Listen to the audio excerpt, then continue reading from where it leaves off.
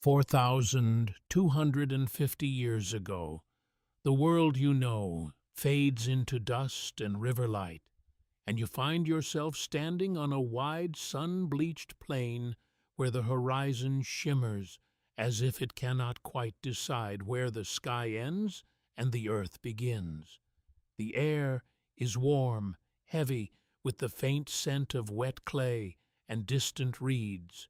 Somewhere ahead, onion but deeply felt, the great Euphrates moves slowly, its waters glinting like a quiet promise of life in an otherwise unforgiving land. You stand still for a moment, letting your senses adjust.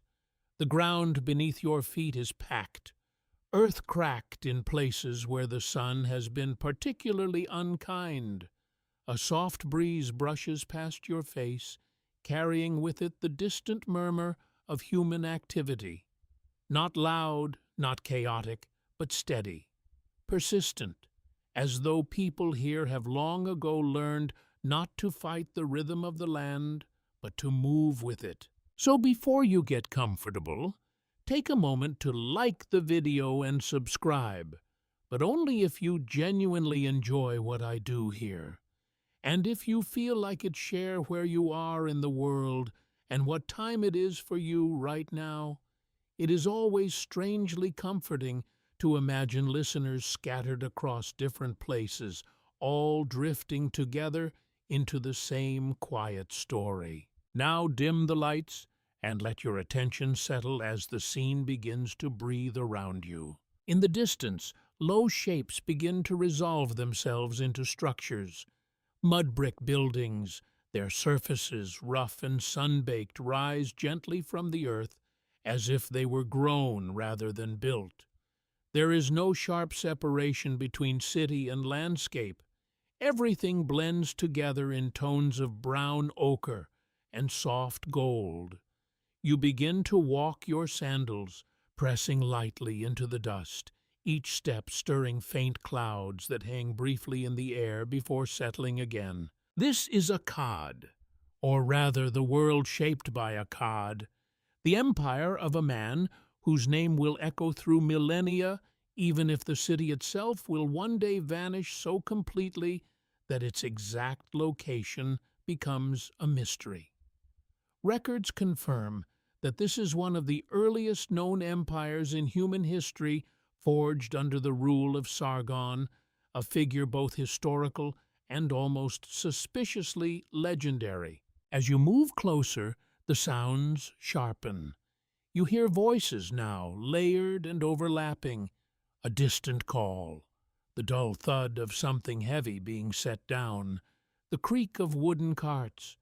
There is a rhythm to it, not hurried, not idle, simply the sound of life unfolding one small task after another. Your mind drifts to the scale of it all. This is not just a single city, not just a cluster of villages along a river. This is something new, something ambitious, a stretch of land that binds together different peoples, languages, and traditions under one ruler. The idea itself feels almost fragile, as if it could collapse at any moment, and yet here it stands, alive and functioning.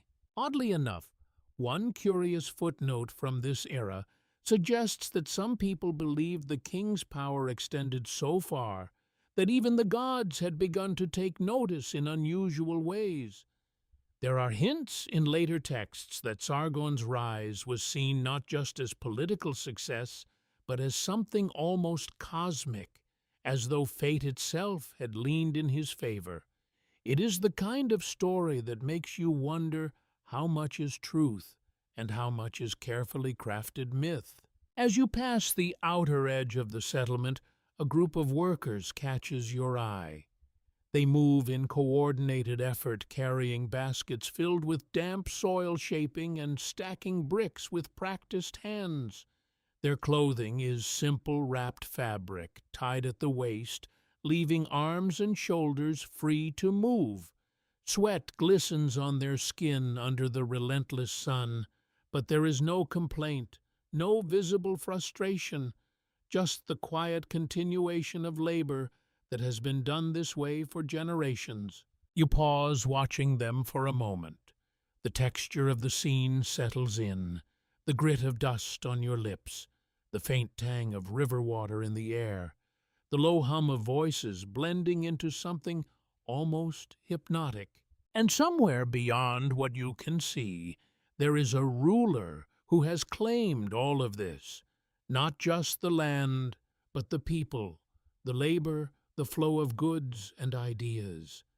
It is a strange thought, when you let it linger, that one individual could hold such influence over lives so distant from his immediate presence. Scholars bicker over how centralized this control truly was. Some argue that Sargon's authority reached deeply into daily life, shaping everything from trade to local governance. Others suggest that much of the empire functioned through a network of local leaders who maintained a degree of independence, loosely tied together by allegiance and tribute. As you stand here watching ordinary people go about their work, it is difficult to tell which version feels more true. A child runs past you barefoot, laughing at something unseen. The sound is bright and quick, cutting through the heavier atmosphere of labor and heat. For a brief moment, the empire feels smaller, more human, not a grand political structure, but simply a place where people live, grow, and find small moments of joy. You continue walking, drawn toward the heart of the settlement. The path narrows, slightly edged by walls that rise just high enough to cast thin strips of shade.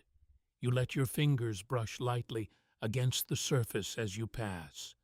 The mud brick is warm, almost hot, and slightly rough, leaving a faint trace of dust on your skin. Somewhere nearby you catch the scent of something cooking, grain perhaps mixed with herbs. It is simple, but comforting. A reminder that beneath the weight of empire, life continues in the most ordinary ways. People eat, rest, speak with one another, worry about tomorrow in quiet, personal ways that no king can fully control. There is a subtle shift in the air as you move deeper in. The sounds become more concentrated, more layered, a place where paths intersect, where goods change hands, where news travels faster than the river itself.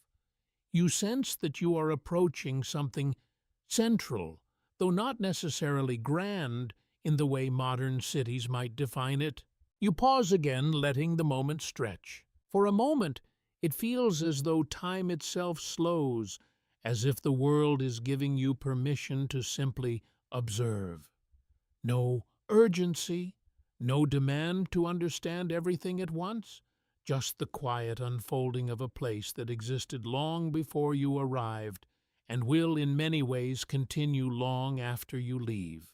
And as the light shifts slightly overhead, you begin to realize that this is only the beginning, the surface of a much deeper story. One that will take you through the lives of rulers and farmers, scribes and soldiers, believers and skeptics.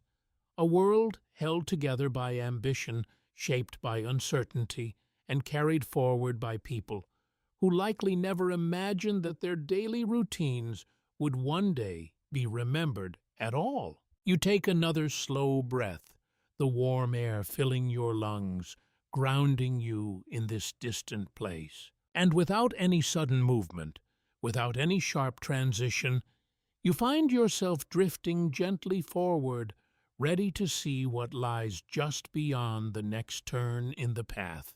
The light shifts slightly as you continue forward, and with it, your attention turns inward, as though the land itself is inviting you to consider not just where you are, but who shaped this place into being. The name lingers in your thoughts, Sargon. It carries a certain weight, a quiet confidence, as if it expects to be remembered. In your ears, the echo of distant voices softens, replaced by something more intimate, almost like a story being told beside a low fire. You do not see Sargon yet, not as a man of flesh and breath. Instead, you begin with fragments, hints, the kind of beginnings that feel more like legend than history. Records confirm that Sargon ruled in the 23rd century before Christ and established what many consider the world's first true empire. But when it comes to his origins, the clarity fades. You are left with stories that feel polished by retelling, shaped to impress, to inspire, or perhaps to justify power. One version drifts into your awareness, a baby placed in a basket, sealed carefully, set afloat upon a river. The image feels strangely familiar, almost universal, as though different cultures have borrowed and reshaped it across time. The basket rocks gently on the water, carried by currents that do not ask permission. You can almost hear the soft lapping of the river against woven reeds, the quiet uncertainty of where it might lead. A curious footnote suggests that this tale may have been crafted long after Sargon's lifetime, possibly by later scribes who wished to elevate his story into something more divine, more destined. It is the kind of narrative that transforms a ruler into a symbol, not just a man who rose to power, but someone chosen, guided, perhaps even protected by forces beyond ordinary understanding. You walk slowly as these thoughts settle your fingers, trailing along a wall where the mud brick has cooled slightly in the shade. The texture grounds you, reminding you that behind every grand story there are real places, real materials, real lives. Scholars bicker over whether Sargon was truly of humble origin, or whether this idea was exaggerated to create a more dramatic contrast between his beginnings and his achievements. Some argue he may have already been connected to positions of influence before his rise. Others hold on to the image of a man who climbed from near obscurity through skill, ambition, and perhaps a touch of calculated ruthlessness. For a moment, it feels as though you are standing between these possibilities, unable to fully commit to either. And maybe that is part of the point. The uncertainty itself becomes a kind of presence, shaping how you understand the man behind the empire. Your mind drifts again, and now you see a younger figure, no longer an infant in a basket, but not yet a king. He moves through spaces not unlike the one you now inhabit. Narrow paths, shaded corners, places where conversations happen quietly and opportunities appear without warning. There is a sense of watchfulness about him.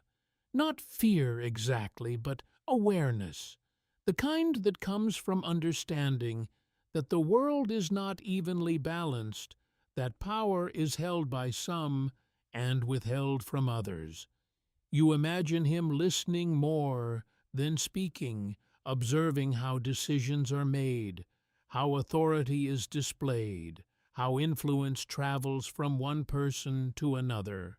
The air carries a faint scent of oil and warmed grain as you pass a doorway where someone is preparing food. It is a small detail, almost irrelevant to the larger story, and yet it anchors you. Because whatever Sargon's beginnings truly were, he would have known these same smells, these same textures of daily life. One scandalous, aside from later traditions, hints that Sargon may have begun his career as a cupbearer to a king in the city of Kish. It is a role that sounds simple at first, almost domestic, but it places him in close proximity to power. A cupbearer does more than serve drinks. He observes, he listens, he becomes familiar with the rhythms of authority in ways that others cannot. You pause at the thought. There is something quietly strategic about such a position, close enough to see everything, but not yet burdened by the responsibilities of command. It is the kind of place where ambition can grow fed by both opportunity and frustration. No agreement has been reached on how much of this is accurate. The sources are fragmentary, filtered through generations of copying and reinterpretation. Each retelling adds a layer, sometimes clarifying, sometimes obscuring. As you continue walking, the path opens slightly, revealing a wider space where several people have gathered. Their conversation is low, steady, punctuated by occasional gestures. You cannot hear their exact words, but the tone suggests negotiation, perhaps disagreement. It reminds you that power, even at its highest levels, is rarely simple or uncontested. You imagine Sargon again, now older, standing at the edge of such a gathering, not yet in control, but no longer invisible. There is a shift in posture, a confidence beginning to form, the kind that comes from recognizing not just what is, but what could be. Your hand brushes against a wooden post worn smooth by countless touches over time. It is cool compared to the surrounding walls, a small relief against the warmth of the day. You let your palm rest there for a moment, grounding yourself in the present, even as your thoughts linger in the past. There is something almost comforting about the ambiguity of Sargon's early life. It leaves space for imagination, for quiet speculation. It reminds you that history is not always a fixed narrative, but a collection of possibilities shaped by those who record it and those who interpret it later. And yet, despite all the uncertainty, one thing feels certain. This is not a story of stillness, not a life that remained confined to its beginnings. Whatever path Sargon took, it led him toward something larger, something that would reshape the land you now walk upon. The light shifts again, softer now, as though the day itself is easing into a slower rhythm. Shadows stretch slightly longer along the ground, and the sounds around you take on a more measured cadence. You take another step forward, then another, feeling the quiet pull of the story as it begins to move from uncertain origins toward decisive action. Somewhere ahead, something is about to change. Not abruptly, not with a sudden burst, but with the steady, unmistakable shift that comes when a person decides to reach for power and finds a way to take it. You follow that feeling, letting it guide you gently onward. The path beneath your feet feels firmer now, as though the ground itself senses a turning point. The air carries a sharper edge, not colder, but more alert. Conversations you pass seem quieter, more guarded, as if something unspoken moves between people. You are no longer simply observing a world unfolding. You are approaching a moment where choices begin to harden into consequences. For a moment, it feels as though you are standing just outside the city of Kish, a place that hums with authority older than Sargon's rising name. The walls here seem thicker, the gates more deliberate. Power has lived here for a long time, and it does not yield easily. You slow your steps, noticing the subtle tension in the movements of those around you. A guard adjusts his grip on a spear, the bronze tip catching a dull glint of sunlight. Nearby, a pair of men speak in hushed tones, their eyes flicking briefly toward the central compound before returning to each other. There is no chaos, no open conflict, but something is shifting beneath the surface. Records confirm that Kish was a significant seat of power during this period, a city whose rulers carried authority recognized across the region. To claim Kish was not just to take a city, but to inherit a kind of legitimacy, a signal to others that the balance of power had changed. You let your fingers brush lightly against the stone near the gate, feeling its cool solidity. It is older than the mud brick you passed earlier, more resistant, as though it has witnessed many attempts to challenge what stands behind it. Your mind drifts to Sargon again, no longer the uncertain figure of his youth, but someone who has stepped decisively into the currents of ambition. You imagine him moving through spaces like this with a different energy now, less observation, more intent, the quiet calculations of someone who has decided that proximity to power is no longer enough. A curious footnote from later traditions hints that the ruler of Kish, at this time often named Ur-Zababa, may have grown uneasy with Sargon's presence. Whether from suspicion, jealousy, or simple political instinct, something in their relationship began to strain. It is easy to imagine the subtle signs: a delayed invitation, a conversation cut short, a look that lingers just a moment too long. You pass through the gate, the light shifting as the walls briefly enclose you. Inside, the sounds change. Footsteps echo slightly, voices carry differently. There is a sense of order here, of structure imposed and maintained. Yet even within this order you sense the possibility of disruption. Scholars bicker over the exact sequence of events that followed. Some suggest that Sargon was sent away on a dangerous mission, perhaps intended to remove him quietly. Others argue that he seized an opportunity during a moment of instability, acting with speed before resistance could fully gather.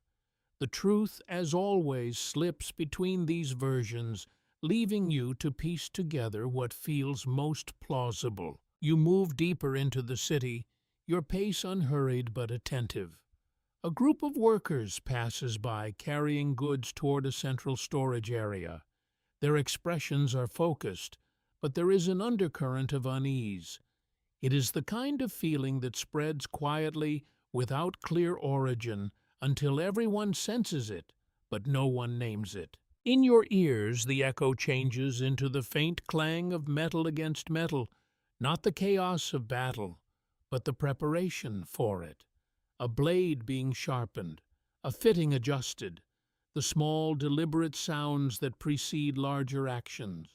You imagine Sargon in this moment not as a distant figure, but as someone moving through these same streets, perhaps speaking in low tones to those who support him, perhaps weighing the risks one final time. There is no certainty here, no guarantee of success, only the knowledge that once a step is taken, it cannot be undone. One scandalous aside suggests that messages between Sargon and potential allies may have been hidden in ordinary transactions, coded in ways that would pass unnoticed by those not looking for them. It is the kind of detail that feels almost cinematic, and yet not entirely impossible in a world where information is both precious and dangerous. You pause near a courtyard where a few figures stand apart from the others. Their posture is different, more rigid, more deliberate. Authority gathers in small clusters like this, often unnoticed, until it suddenly matters. No agreement has been reached on whether Sargon's rise in Kish was marked by open conflict or by a quieter transfer of power. Some argue for a decisive confrontation, a moment where force settled the question. Others suggest a more subtle shift, where allegiance changed gradually until the old ruler found himself isolated. As you stand there, the scene seems to blur slightly, as if both possibilities exist at once. You can almost hear the clash of weapons echoing faintly in one version, while in another the silence is heavier, filled with unspoken decisions and shifting loyalties. A breeze moves through the courtyard, stirring loose strands of fabric, carrying with it the faint scent of smoke. Not from destruction, but from hearths and workshops continuing their work. Life does not pause even when power changes hands. It adjusts, it adapts. You notice a figure moving toward the center of the space, surrounded by a small group. There is no grand announcement, no dramatic gesture, and yet something in the way others respond, the subtle lowering of gazes, the slight shift in distance, tells you that a line has been crossed. Sargon has taken Kish. The realization settles quietly without spectacle. It is not a single moment you can point to, but a transition that has already begun to reshape everything around it. Authority has moved, control has shifted, and with it the possibilities of what comes next expand outward. You let out a slow breath, not from tension, but from the weight of witnessing something that will ripple far beyond this place. The city itself does not look dramatically different. The walls still stand. The people still move through their routines. And yet, beneath it all, the structure of power has been altered. Records confirm that after securing Kish, Sargon began a series of campaigns that would extend his influence across much of Mesopotamia. But standing here in this quieter moment, it feels less like the beginning of conquest and more like the opening of a door. You turn slightly, taking in the courtyard one last time.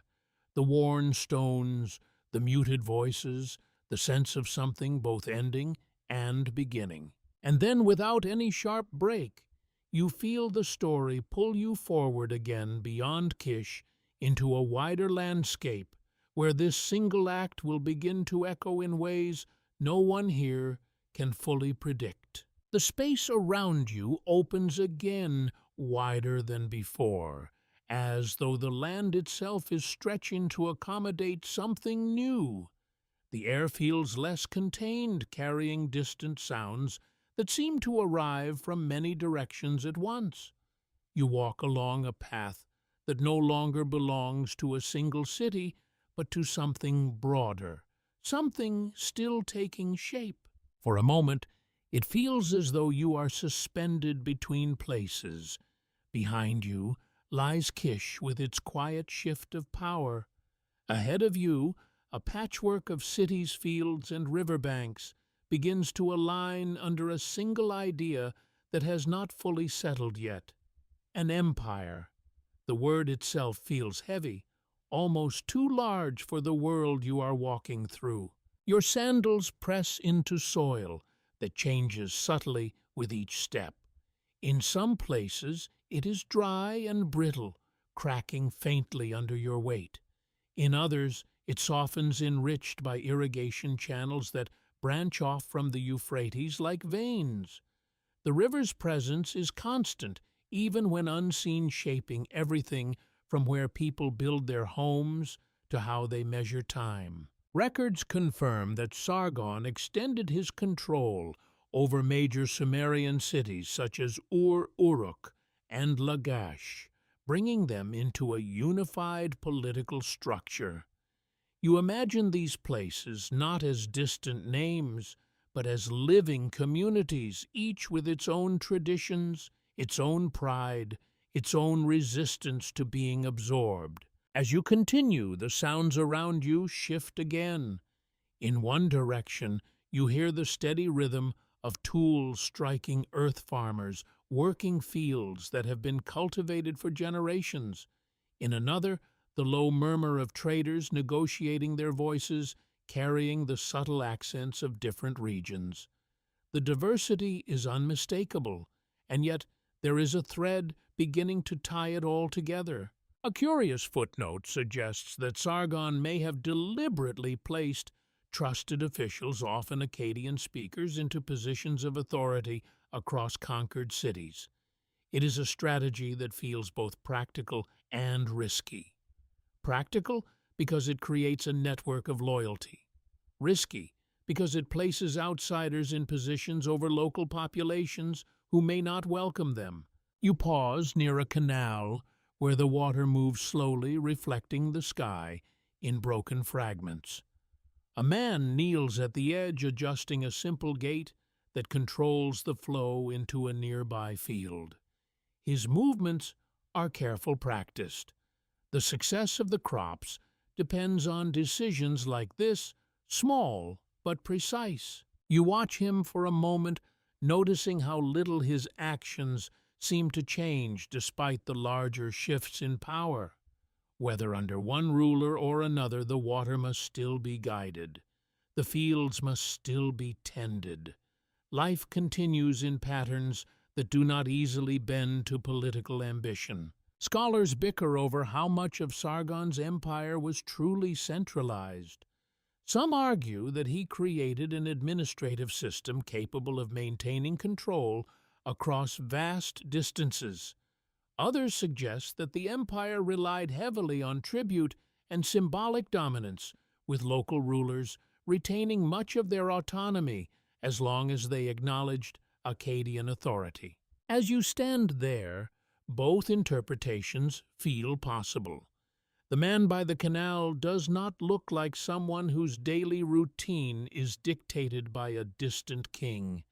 And yet somewhere beyond your sight, decisions are being made that affect the flow of goods, the movement of soldiers, the expectations placed upon entire cities. You continue walking, and the path gradually becomes more defined, worn by frequent use. It connects places that were once separate, now linked by the needs of a growing empire. Along the way, you pass a small group of travelers. Their clothing differs slightly, their speech carrying unfamiliar rhythms. They glance at you briefly, then continue on their presence, a quiet reminder that movement itself is becoming more common. One scandalous aside from later accounts hints that not all cities accepted Akkadian rule willingly. There are whispers of resistance, of uprisings, quickly suppressed, of leaders who were removed when they proved too independent. It is the kind of detail that sits just beneath the surface of any expanding power, rarely displayed openly, but always present. In your ears, the echo changes into the distant beat of footsteps, more organized than before. You turn slightly and see a small group of soldiers moving along a parallel path. Their formation is loose, but deliberate. Spears carried upright shields at their sides.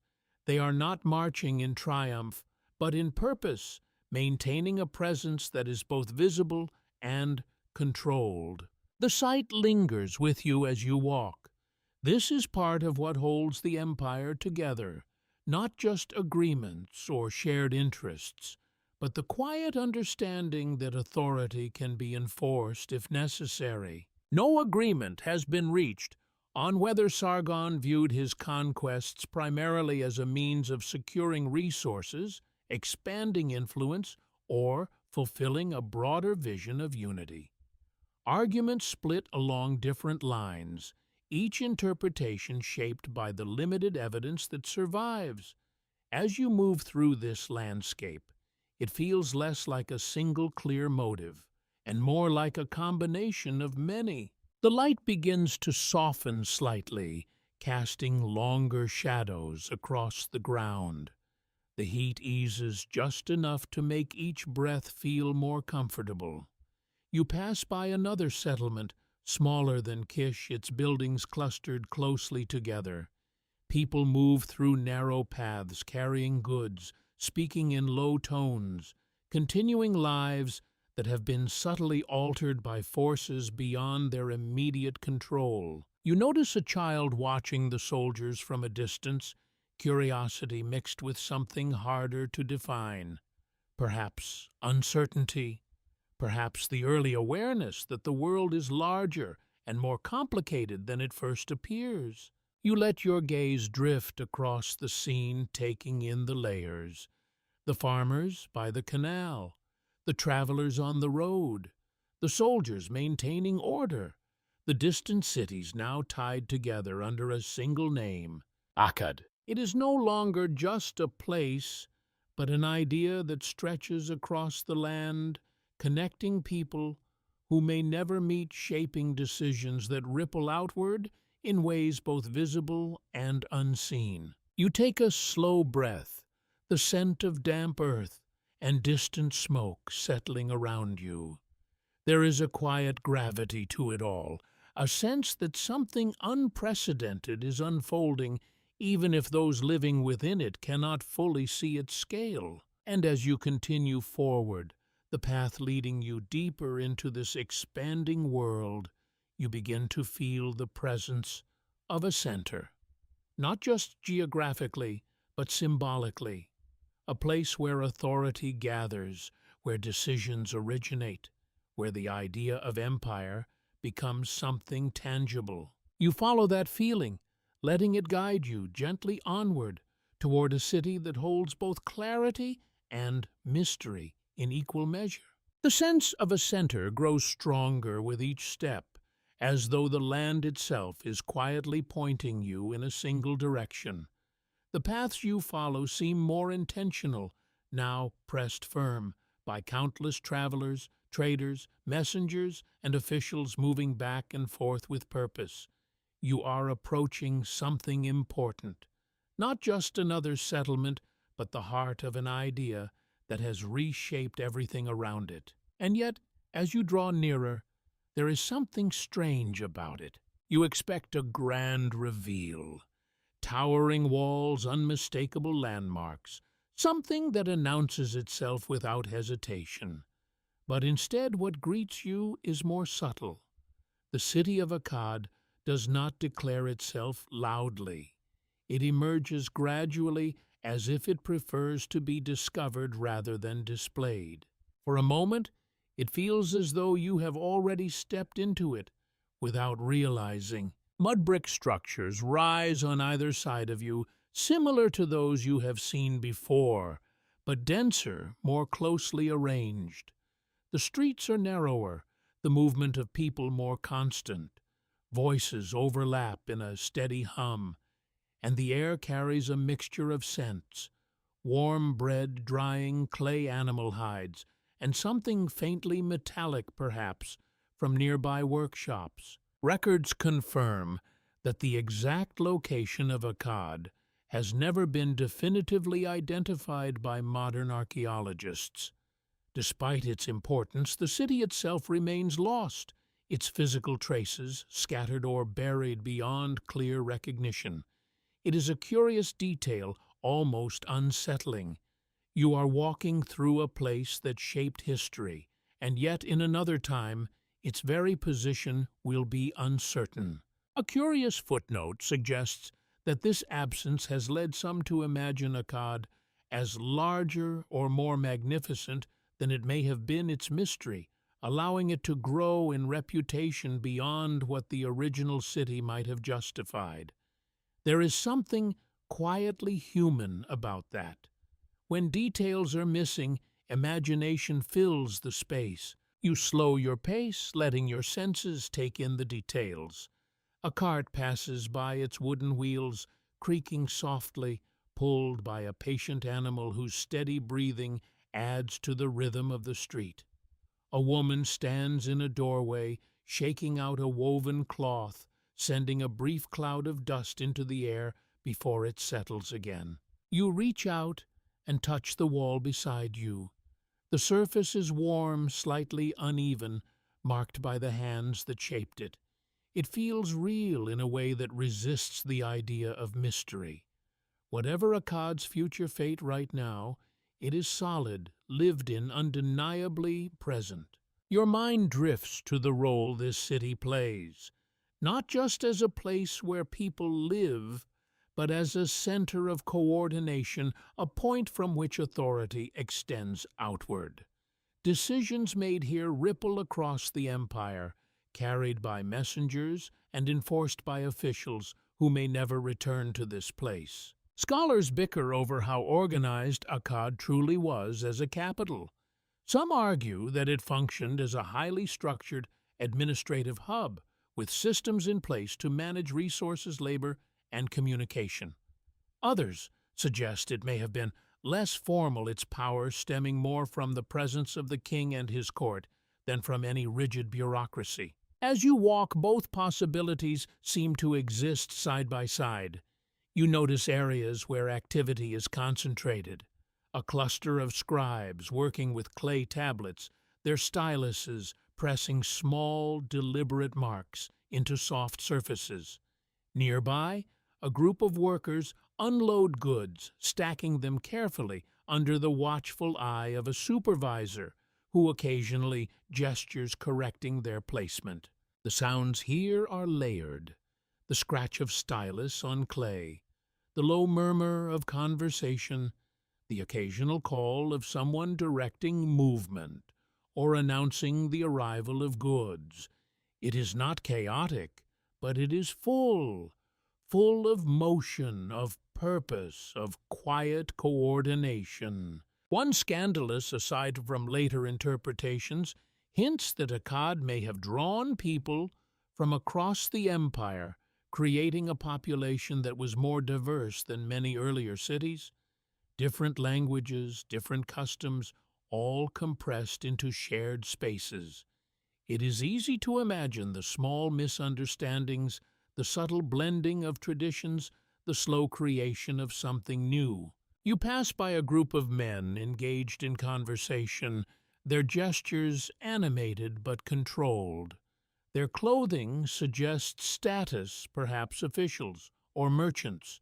You cannot hear their exact words, but the tone carries the weight of negotiation of decisions that matter beyond the immediate moment. The air shifts slightly as you move into a more open space, perhaps a central area where paths converge. There is no grand plaza in the way you might expect, but there is a sense of gathering, of convergence.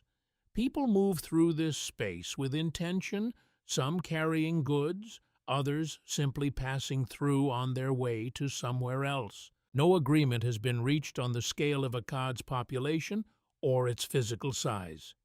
Arguments split along different lines, with some scholars imagining a sprawling urban center and others suggesting a more modest city whose influence far exceeded its footprint. Standing here, you feel the ambiguity. It is large enough to feel significant, but not so vast that it overwhelms the senses. A breeze moves through the space, carrying with it the faint scent of incense from a nearby shrine. It mingles with the more earthly smells of the city, creating a layered atmosphere that feels both grounded and slightly elevated. You pause, letting the moment settle. This is the heart of Sargon's world, not defined by towering monuments or dramatic displays, but by the steady accumulation of human activity. Work, trade, conversation, belief, all of it woven together into something that holds the empire in place. And yet beneath that stability, there is a quiet fragility.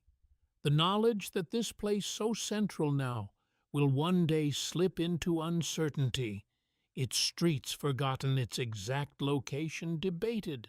You take a slow breath, feeling both the presence and the absence of Akkad at once. Then, as the sounds of the city continue around you, you begin to move again, drawn deeper into its rhythms, ready to see how life unfolds within its walls, not as an idea, but as a daily experience lived by those who call it home. The city settles around you like a steady breath, and before long your attention is drawn outward again toward the quiet force that makes all of this possible. You do not see it immediately, but you feel it. A subtle coolness in the air, a faint shift in scent, the distant continuous whisper of moving water. You follow that feeling, weaving through narrower streets that gradually open into a softer landscape. The density of buildings loosens, replaced by patches of cultivated land. small paths and channels of water that glint under the sun. And then, without ceremony, the Euphrates reveals itself. It does not rush. It does not roar. It moves with a patient, almost deliberate calm, as though it has long ago decided that there is no need to hurry. The surface catches the light in scattered fragments, and the edges are lined with reeds that sway gently, brushing against one another with a soft, rhythmic sound. You step closer, feeling the ground change beneath your feet. It is softer here, damp in places, marked by footprints, both human and animal. The scent rises up more clearly now. Wet earth, green growth, a faint trace of something mineral, something ancient. Records confirm that the Euphrates River was central to life in Akkadian society, providing water for drinking, irrigation, and transportation. Without it, this entire world would collapse into something far harsher, far less forgiving. It is not an exaggeration to say that every breath taken in the city behind you depends in some way on this flowing line of water. You watch as a small group of people work along the riverbank. One kneels to fill a clay vessel, dipping it carefully to avoid disturbing the sediment below.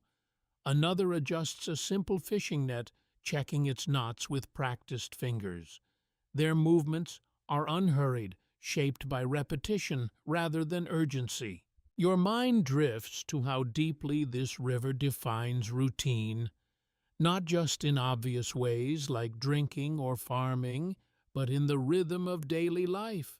When to rise, when to work, when to rest.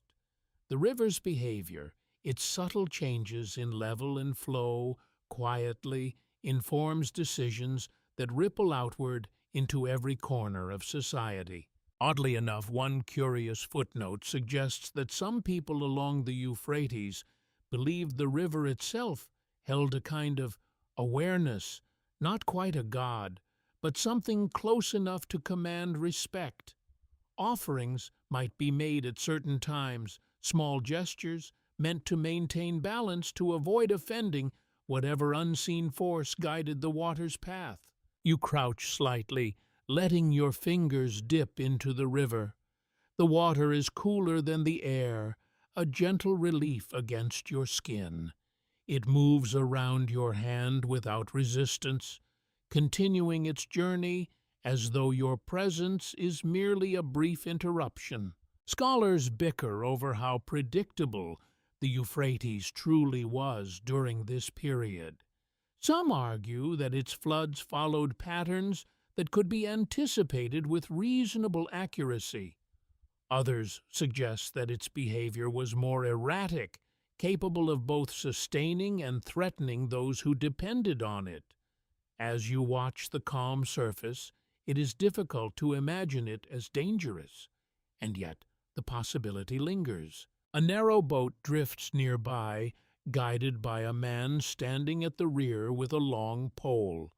He pushes gently against the riverbed, steering with small, precise adjustments. The boat carries goods sacks tied securely, their contents unknown, but clearly valuable enough to move along this natural route. You follow the boat with your eyes, noting how effortlessly it becomes part of the river's flow. This is another layer of life here. Movement not just across land, but along water. Messages, trade people, all carried by a current that connects distant places more quietly than any road.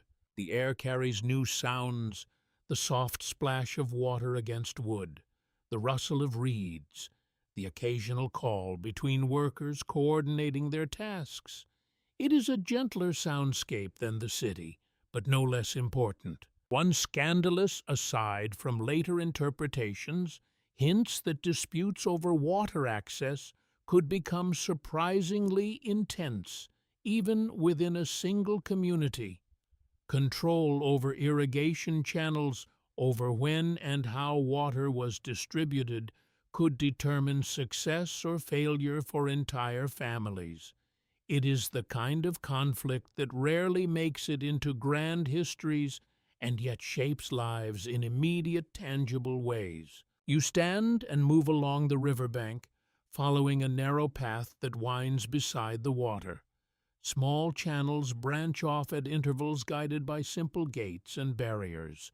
Each one represents a decision: where the water goes, who receives it, how much is enough. No agreement has been reached on how centrally these systems were managed under Akkadian rule. Arguments split along different lines, with some suggesting that the state played a significant role in organizing irrigation, while others believe local communities retained much of that responsibility. As you observe the quiet, hands-on work of those around you, the latter feels almost more immediate, more personal. A child appears at the edge of the water, tossing a small object into the current and watching it drift away. There is a simplicity in the gesture, a kind of casual interaction with something that sustains life on a much larger scale. The child does not think of the empire, or of Sargon, or of distant cities, only of the small, immediate pleasure of watching something move. You pause again, letting the scene settle into you. The river continues indifferent to the structures built around it. Empires may rise and fall, rulers may claim authority over vast lands, but the water flows according to its own quiet logic.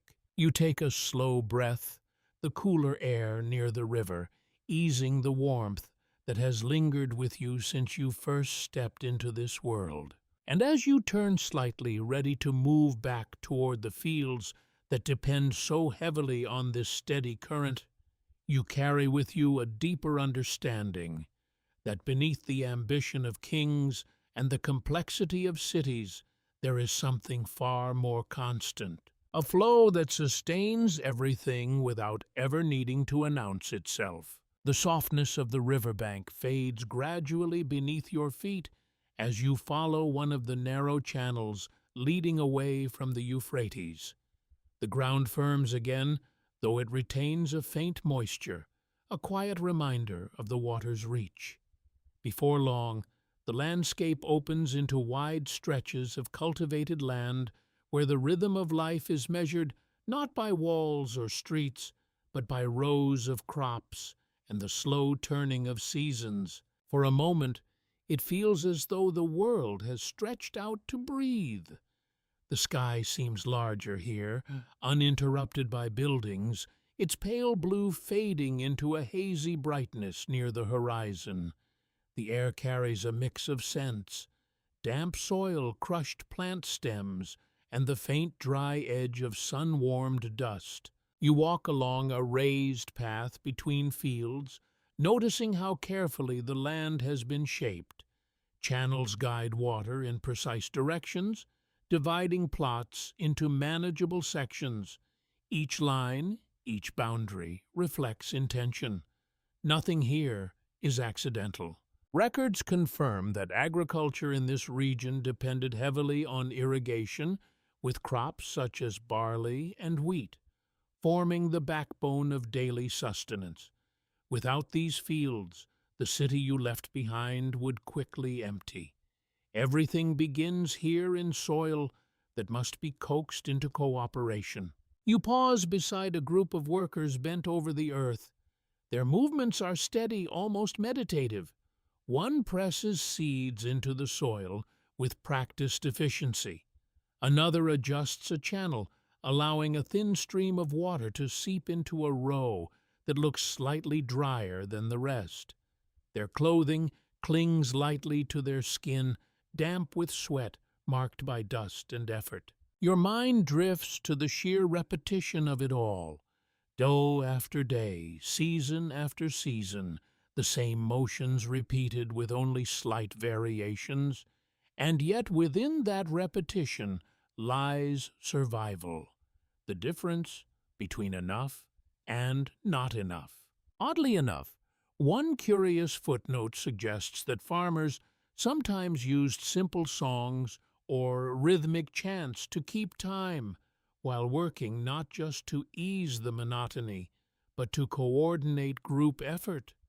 You can almost hear it now, a low, steady cadence rising and falling with the movement of hands and tools. It blends with the sound of wind moving through the crops, creating something quietly hypnotic. You kneel briefly, letting your fingers brush the surface of the soil. It is warm, slightly grainy, clinging lightly to your skin. You notice small fragments of plant matter, traces of previous harvests worked back into the earth.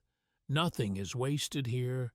Everything cycles. Scholars bicker over how stable agricultural yields were during Sargon's reign. Some argue that the systems in place allowed for relatively consistent production, supporting the growth of cities and administration.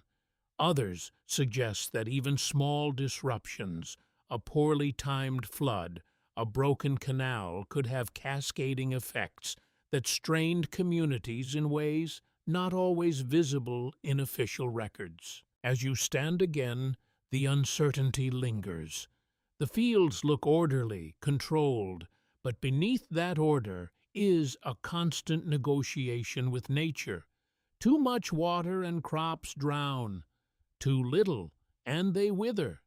Timing is everything, and timing is never entirely predictable. A curious movement catches your eye. A pair of oxen, guided by a farmer, pull a simple plow through the soil. The blade cuts a narrow line, turning the earth just enough to prepare it for planting.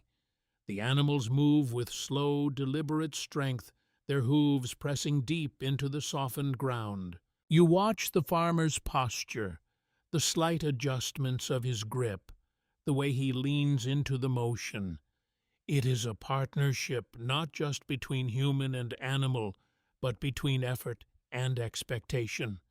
He works with the assumption that the land will respond, that the seeds will take root, that the cycle will continue. One scandalous aside from later interpretations hints that disputes over land boundaries could become surprisingly heated, especially when floodwaters shifted the edges of fields. A line that was clear one season might blur the next, leading to arguments that required local leaders to settle. It is a reminder that even here in the quiet expanse of farmland, tension can take root. You move further along the path, passing by a small storage area where bundles of harvested grain are stacked carefully. The scent is dry and comforting, a faint sweetness mixed with dust. It speaks of work completed, of effort turned into something tangible. No agreement has been reached on how much control the Akkadian administration exerted over agricultural production. Arguments split along different lines, with some suggesting that the state collected grain as tax or tribute, storing it for redistribution. Others believe that local communities maintained more direct control over their harvests, with obligations negotiated rather than imposed. As you take in the scene, both possibilities seem to coexist. The farmers work as though their immediate concern is the land in front of them. Yet the presence of larger structures of cities and officials suggests that their labor feeds something beyond their own households. A breeze moves across the fields, bending the tops of the crops in a gentle wave. The sound is soft, almost like a whisper, a continuous rustle that fills the space between more distinct noises. It has a calming effect, a reminder that not all movement is driven by urgency. You notice a child sitting at the edge of one field, watching the adults work. A small stick traces patterns in the dirt. Beside them, idle movements that mirror the larger actions happening nearby. There is patience in the posture and early familiarity with the rhythm of this life. You pause once more, letting the scene settle deeply. This is the foundation of the empire, Not the conquests, not the proclamations, but the steady, repeated act of tending the land. Each seed placed, each channel adjusted, each harvest gathered contributes to something far larger, even if the connection is not always visible. You take a slow breath, the scent of earth filling your lungs, grounding you in the quiet persistence of it all. And as you begin to move again, following the path as it curves gently toward another cluster of activity, you carry with you the understanding that behind every grand structure there are countless small, deliberate actions that make it possible. The path narrows again as it bends away from the fields, guiding you toward a different kind of energy. The soft rustle of crops fades behind you, replaced by something more layered, more human. Voices overlap in uneven rhythms, rising and falling like waves that never quite settle. The air grows warmer, thicker, carrying scents that shift quickly from one step to the next. For a moment it feels as though you are being drawn into the center of something alive in a different way. Not the steady pulse of agriculture, but the restless movement of exchange. You step into the market. It does not announce itself with gates or signs. Instead, it reveals itself through density. People gathered in clusters, goods laid out on low tables or woven mats, narrow spaces where movement becomes a careful negotiation of steps and glances. The ground here is packed more firmly worn by countless feet. Records confirm that markets were central to urban life in Akkadian cities, serving as hubs for trade communication and social interaction. Goods flowed through these spaces, not just from nearby fields, but from regions far beyond what you can see. You slow your pace, letting your senses adjust to the shift. A vendor calls out softly, not shouting but projecting just enough to be heard over the surrounding murmur. Nearby, someone lifts a clay jar, tilting it slightly to show its contents to a potential buyer. The smell of it reaches you a moment later, oil rich and slightly sharp. Your gaze moves from one display to another. Bundles of grain tied neatly, clay vessels of varying shapes, their surfaces marked with simple patterns. Pieces of fabric, some plain, others dyed in muted reds and browns. Each item carries a story of where it came from, even if that story is not spoken aloud.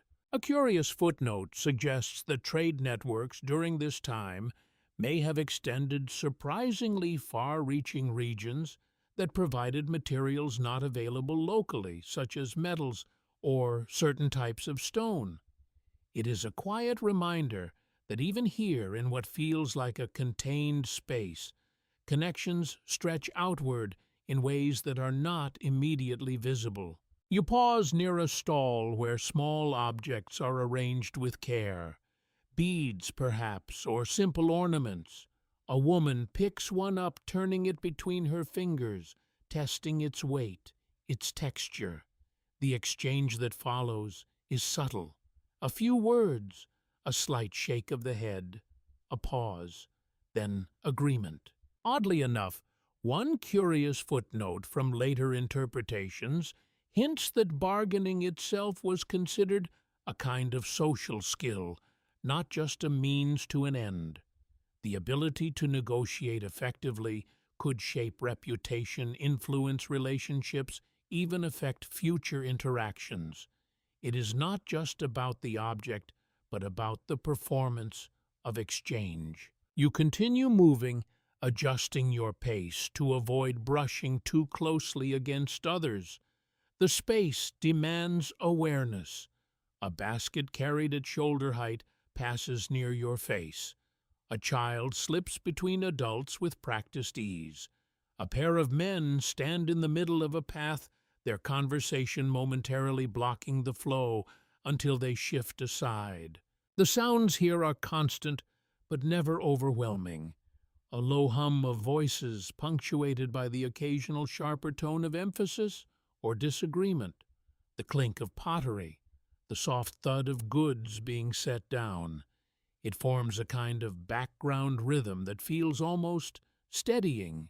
Scholars bicker over how regulated these markets were under Akkadian rule.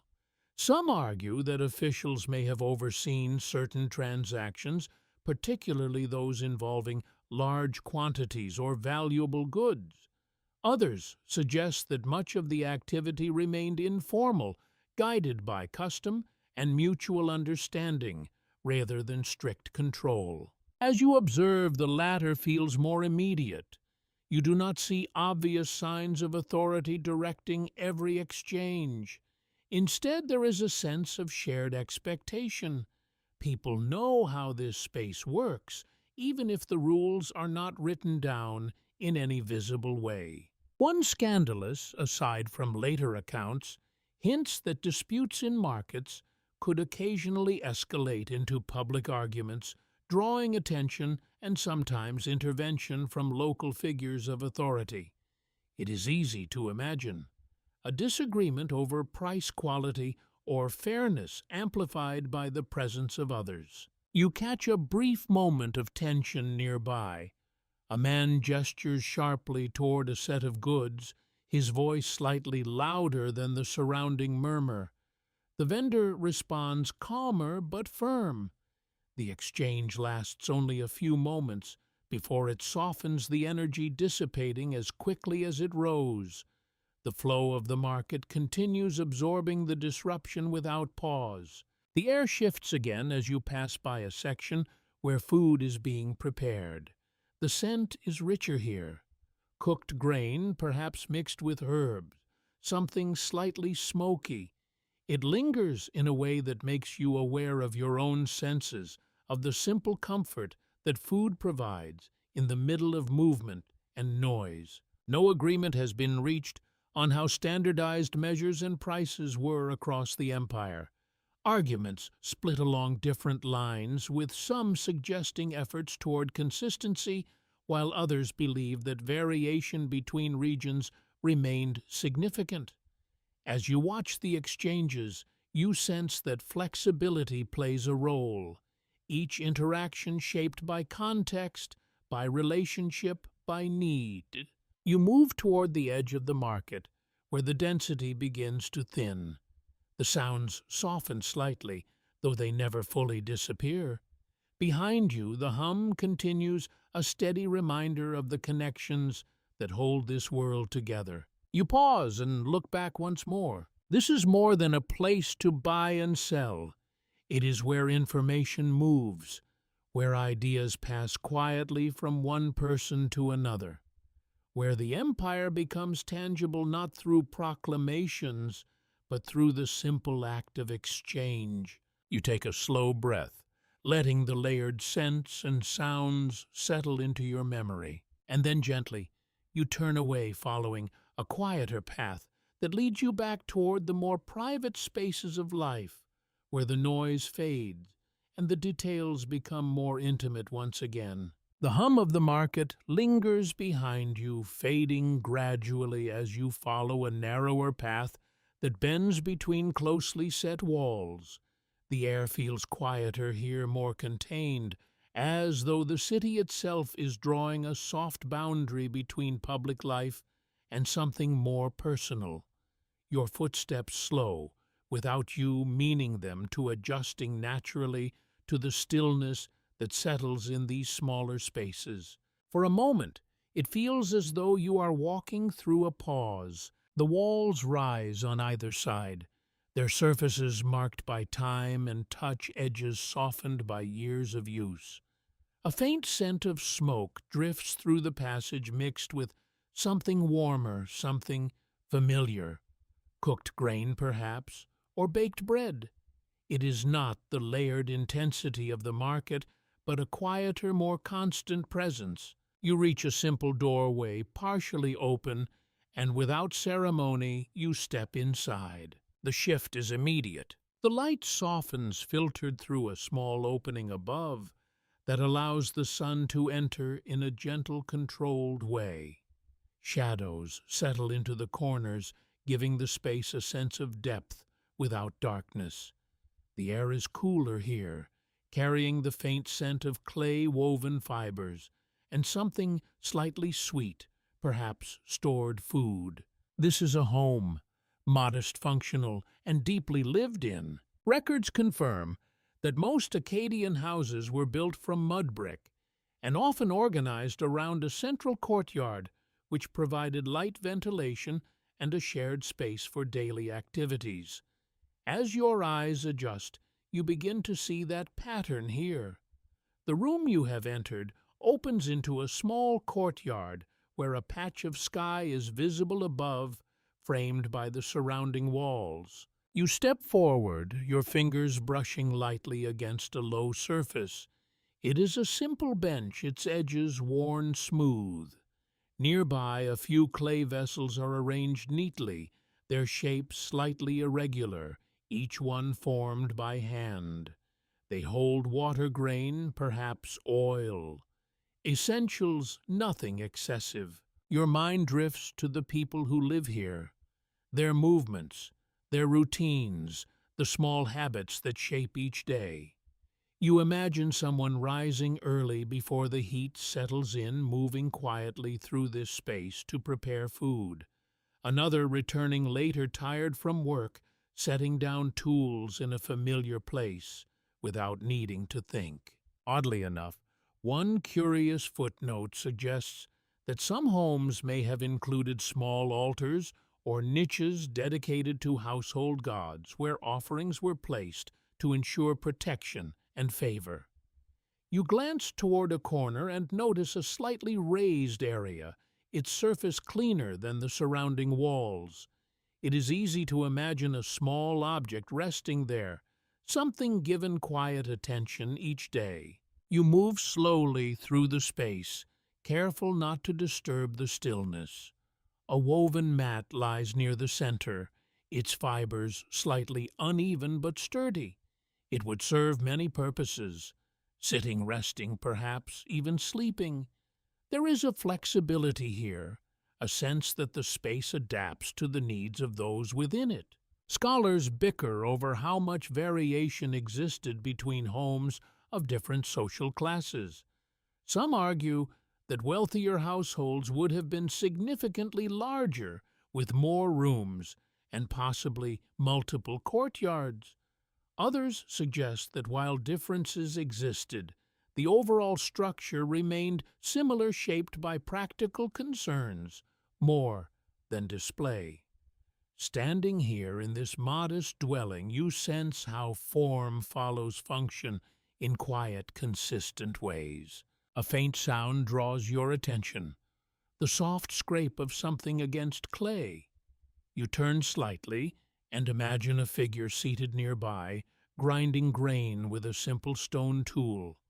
The motion is repetitive, steady, producing a low, rhythmic sound that blends into the background.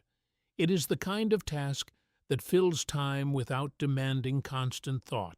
One scandalous aside from later interpretations hints that privacy within such homes was limited, with multiple family members sharing space in ways that might feel unfamiliar to you. It is not a place of isolation, but of constant proximity. Lives overlapping, sounds, shared routines intertwined. You pause near the courtyard, looking up at the small opening of sky. The light shifts slightly as a cloud passes, softening the brightness for a moment before it returns. It is a simple detail, but it changes the entire feeling of the space. Light and shadow moving gently, marking the passage of time without the need for words. No agreement has been reached on how much time people spent indoors versus outside in communal or workspaces. Arguments split along different lines, with some suggesting that homes were primarily for rest and basic tasks, while others believe they played a more central role in daily life. As you stand here, It feels like both could be true depending on the rhythms of each household. You notice a small storage jar tucked against the wall, its lid fitted carefully. The idea of stored food carries a quiet reassurance. Planning for tomorrow, for days when work might not be possible, for times when the balance of resources shifts unexpectedly. Your hand rests briefly against the wall again, feeling the warmth it has absorbed from the day. The texture is grounding, familiar now, in a way it was not when you first arrived.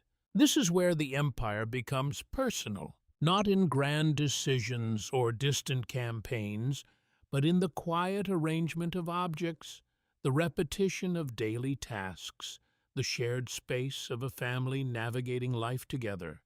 Whatever changes happen beyond these walls, whatever orders are given or borders extended, life here continues in its own steady rhythm. You take a slow breath, letting the calm of the space settle into you, and as you step back toward the doorway, returning to the narrow path outside, you carry with you the sense that behind every public moment you have witnessed, there are countless private ones just like this, shaping the true texture of life under Sargon's rule.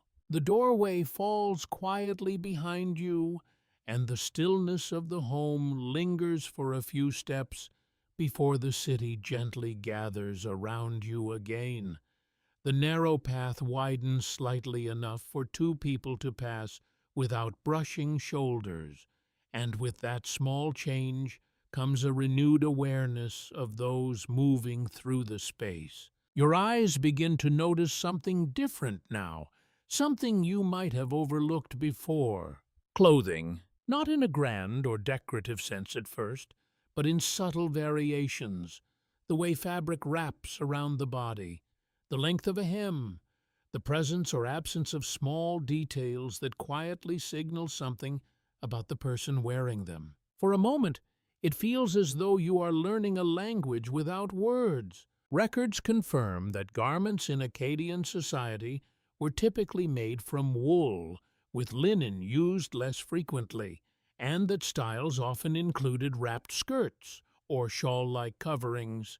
As you observe more closely, these descriptions begin to take shape in the people passing by. A man walks ahead of you, his garment tied securely at the waist, falling to just below the knee. The fabric is simple, undyed, its natural color blending easily with the tones of the city. His shoulders are bare, his movements unencumbered, practical, efficient. Then just a few steps later another figure passes, and the difference is subtle but unmistakable. The fabric is thicker, perhaps more finely woven. It drapes differently with a slight layering that suggests intention rather than necessity. A small fringe decorates the edge, catching the light as the wearer moves. You slow your pace, letting these details settle. Oddly enough, one curious footnote suggests that fringes on garments may have held symbolic meaning, possibly connected to status or identity, though the exact significance remains uncertain. It is the kind of detail that invites quiet speculation. A simple decorative element, or something more deliberate, a signal understood by those who know how to read it. A faint breeze moves through the passage, stirring loose edges of fabric. The movement draws your attention to how clothing interacts with the environment. Light shadow air. Each garment responds differently, revealing its weight, its texture, its quality. You pass by a woman adjusting her shawl, pulling it more securely over one shoulder. The fabric is softer in appearance, its folds more fluid. It covers more of her body than the garments you have seen on some of the men, though not in a way that suggests strict uniformity.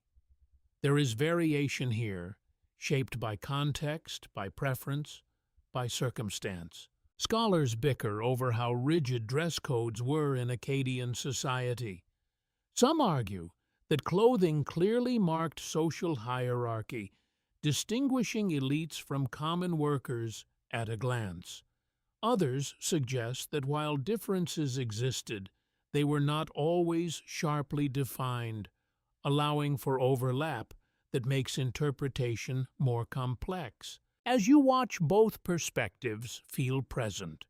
There are clear signs of difference, and yet nothing feels entirely fixed. A person's role is hinted at, not loudly declared. You notice a group gathered near a wall, their garments noticeably more elaborate. Layers of fabric, subtle patterns woven into the material, small accessories that catch the eye.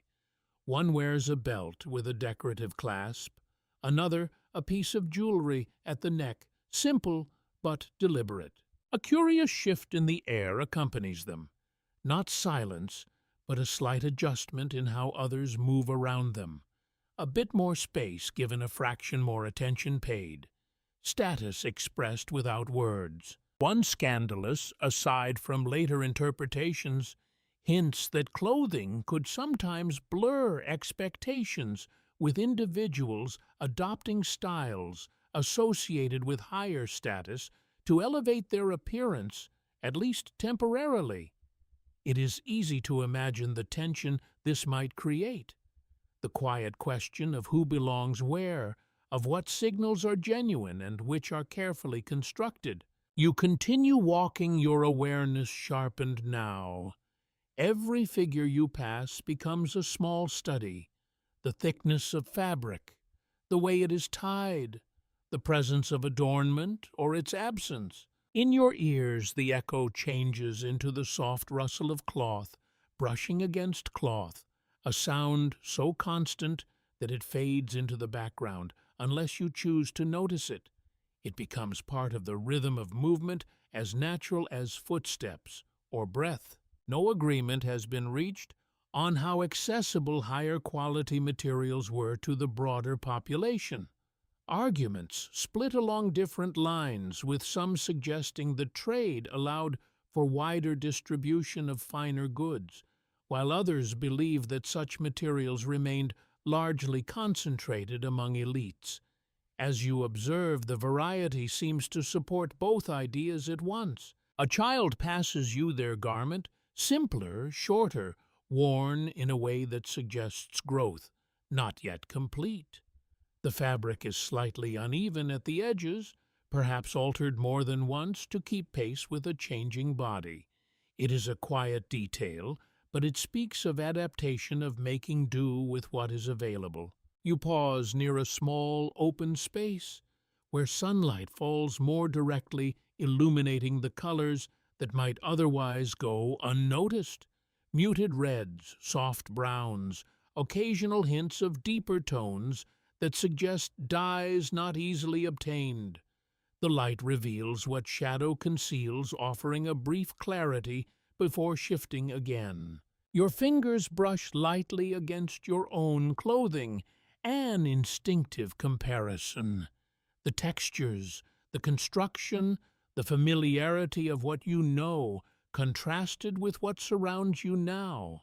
It is a reminder of how deeply clothing is tied to identity, to place, to time. And here in this city shaped by Sargon's rule, clothing becomes another thread in the larger fabric of life, a quiet indicator of who someone is, where they stand, how they move through the world.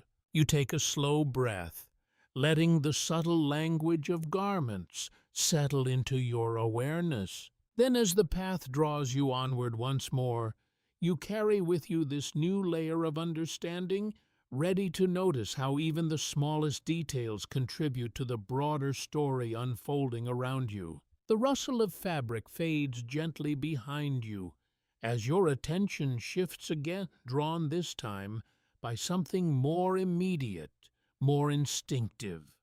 A scent, warm, grounding, impossible to ignore once you notice it. It drifts through the narrow street in soft waves, curling around corners and slipping through open doorways. Food! For a moment, it feels as though the city itself exhales, offering something comforting after the quiet observations of clothing and space. You follow the scent without thinking, your steps slowing as the air grows richer, layered with hints of grain herbs and something faintly toasted. You come upon a small cooking area, not quite a formal space, but clearly well used. A low hearth sits near the wall, its edges darkened by repeated fires. A pot rests above it, steam rising in thin wavering lines that disappear into the warm air. Nearby, flat rounds of dough are being pressed and shaped with steady, practiced hands. Records confirm that staple foods in Akkadian society included barley bread, porridge, and beer, with occasional additions of vegetables, dates, and, for those who could afford it, meat. As you watch these details take on texture, the dough is coarse, flecked with grain. The pot emits a soft bubbling sound, its contents thickening slowly. You step a little closer, careful not to intrude. The heat from the hearth brushes against your skin, a dry warmth that contrasts with the cooler shade of the surrounding walls. The scent deepens. Cooked grain, slightly nutty, mixed with something green, perhaps herbs or leafy plants gathered nearby. Your mind drifts to how familiar this feels despite the distance in time. The act of preparing food, of transforming simple ingredients into something sustaining, carries a quiet universality. It does not require explanation. It simply is. Oddly enough, one curious footnote suggests that beer in this period was often consumed through straws, as it could contain bits of grain and sediment that settled at the bottom. The image lingers, slightly unexpected. A group gathered around a vessel, sipping carefully, sharing both drink and conversation in a way that feels both practical and oddly social. You notice a clay cup being filled and passed from one hand to another. The gesture is casual, familiar. There is no ceremony, no pause for acknowledgement, just the simple act of sharing. Scholars bicker over how varied diets were across different social groups. Some argue that while elites had access to a wider range of foods, the majority of the population relied heavily on a consistent grain-based diet. Others suggest that local availability and trade may have introduced more variety than is often assumed. As you observe, the simplicity of the meal feels both limiting and sufficient. A child sits nearby, watching intently as a piece of bread is lifted from the heat. The surface is slightly browned edges, firm, the center still soft.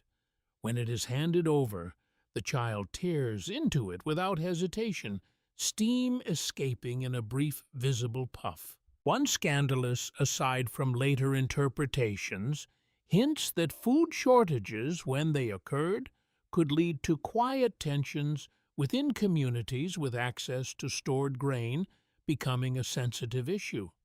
It is not something you see here, not in this moment of calm preparation, but the possibility lingers beneath the surface.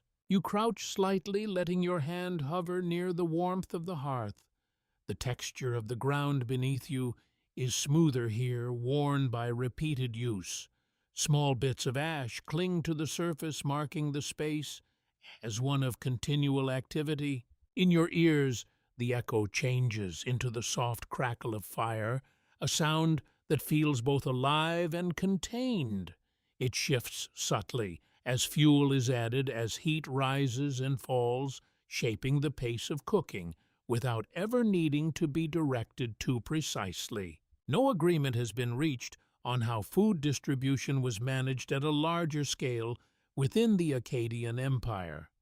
Arguments split along different lines, with some suggesting centralized storage and redistribution during times of need, while others believe that local systems played a more dominant role.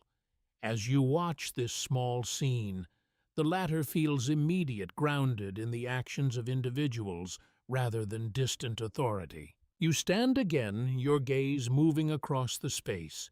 A few simple tools rest nearby. A grinding stone, a wooden implement, a clay container partially covered. Each object has its place, its purpose shaped by repeated use rather than design. The air shifts slightly as someone adds a handful of something to the pot. The scent changes, deepens, becoming more complex. You cannot name it precisely, but it adds a layer that suggests care, a small effort to improve what is otherwise simple. You pause, letting the moment settle fully. This is what sustains the empire. Not just the fields or the river, but the transformation of raw resources into nourishment. The quiet daily act of feeding oneself and others, repeated countless times across countless homes. You take a slow breath, the warmth and scent lingering with you. And as you step back, allowing the scene to continue without your presence, you carry with you a deeper sense of how life here is built not only on grand structures, but on small, consistent acts that bring comfort and continuity to each day.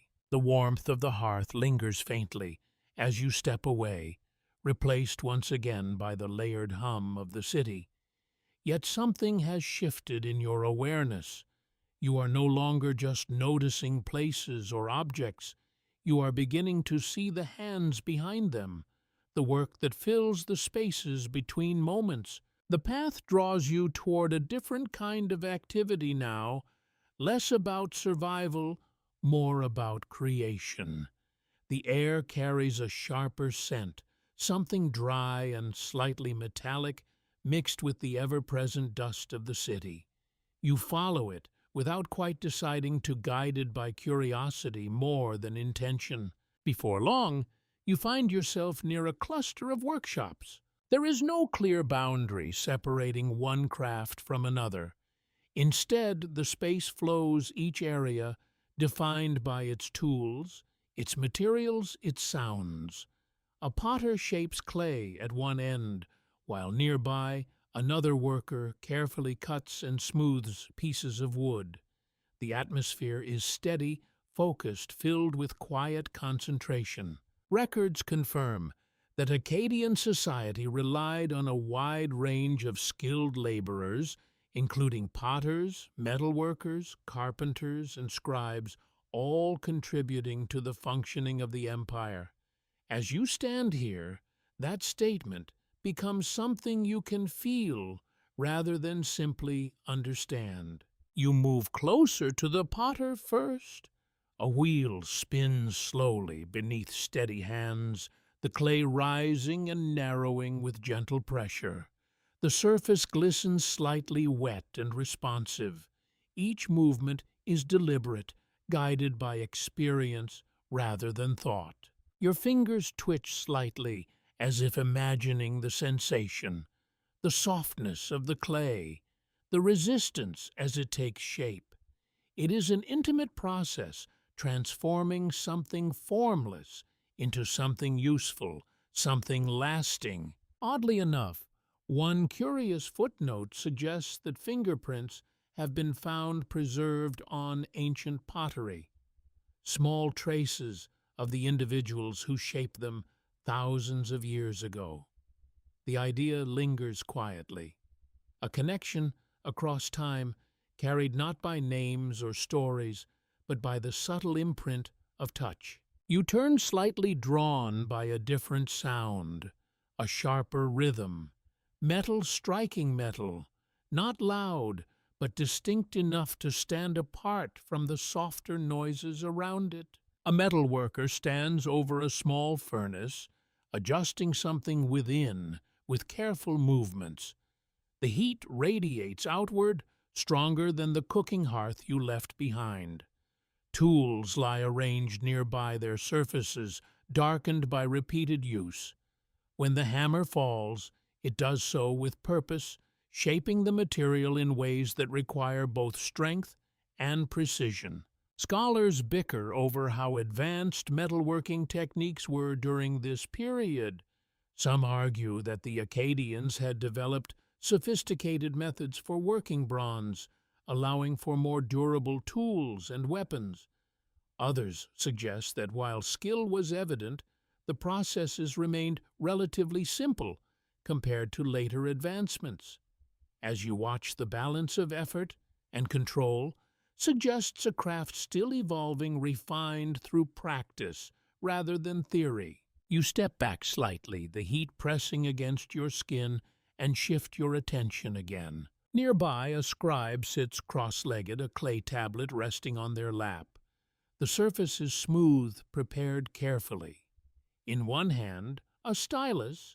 In the other, the tablet steadied with quiet precision. The marks appear one by one, small wedges pressed into the clay, in patterns that hold meaning beyond what you can immediately see.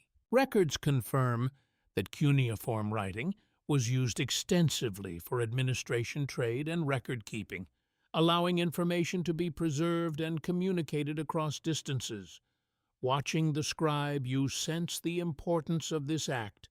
Each mark is a decision, each line a record of something that might otherwise be forgotten.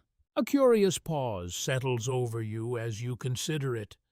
The difference between spoken words which vanish as soon as they are heard, and these marks which remain, fixed, lasting. One scandalous aside from later interpretations hints that scribes held a certain level of influence, not always obvious, as they controlled the recording of information that others depended on.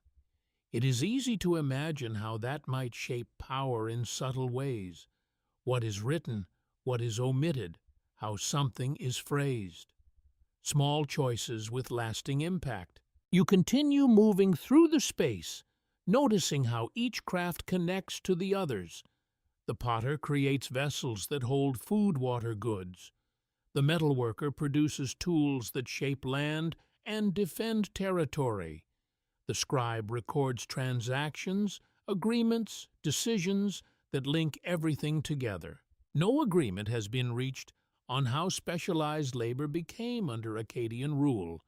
Arguments split along different lines, with some suggesting increasing division of labor as the empire grew, while others believe that many individuals continued to perform multiple roles depending on need. As you observe, the presence of distinct work areas suggests some level of specialization, though not necessarily rigid boundaries. In your ears, the echo changes into a blend of sounds: the spin of the wheel, the strike of the hammer, the soft press of stylus into clay. Together they form a rhythm that feels almost musical, each craft contributing its own note. You notice a young apprentice watching closely, standing just behind one of the craftsmen. Their posture is attentive, absorbing movements, learning without interruption.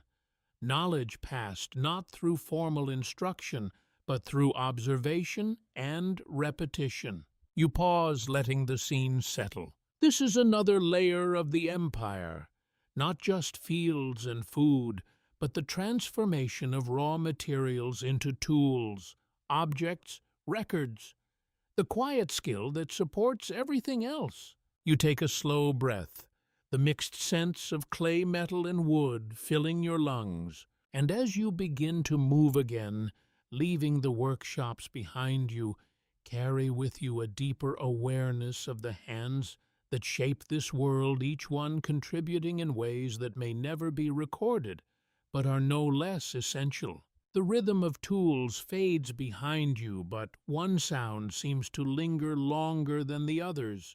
Not the strike of metal or the turning of clay, but the quiet, deliberate tapping of stylus into soft clay. It draws your attention back, not physically this time, but in thought, as though something about it has not yet fully revealed itself. You slow your steps, and almost without realizing, you turn down a narrower passage that leads into a calmer, more enclosed space.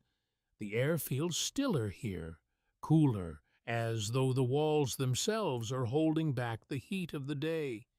The noise of the city softens into a distant murmur. Inside, a small group of scribes works in near silence. They sit with a posture that suggests focus without tension, each holding a clay tablet, each moving at their own pace. The stylus presses into the surface with gentle precision, creating patterns that to your eyes seem abstract, but to them carry clear meaning. For a moment, it feels as though you have stepped into a different kind of world, one not defined by physical labor, but by thought made visible. Records confirm that cuneiform writing was a cornerstone of administration in Akkadian society, used to track goods, record laws, and communicate across distances. What you are witnessing is not simply writing, it is control, memory, the ability to extend influence beyond immediate presence. You move closer, careful not to disturb the quiet. The tablets vary slightly in size, some small enough to fit comfortably in one hand, others larger, requiring more careful handling. The clay is still soft, the impressions fresh, waiting to be dried and preserved. Your mind drifts to what might be written here: a list of goods arriving from distant regions, a record of grain distributed to workers, a message sent from one official to another. Each tablet holds a fragment of the empire's function, a piece of a much larger system. Oddly enough, one curious footnote suggests that mistakes made by scribes were sometimes corrected by smoothing over the clay, and rewriting though traces of the original marks could occasionally remain beneath the surface. It is a small detail, but it carries a certain comfort. Even in a system built on precision, there is room for error, for adjustment. You watch as one scribe pauses, lifting the stylus slightly, considering the next mark before committing it to the tablet. The hesitation is brief but noticeable, a reminder that writing is not automatic. It requires thought, decision, intention. Scholars bicker over how widespread literacy was during this period. Some argue that the ability to read and write was limited to a small, specialized group, giving scribes a unique and somewhat guarded role.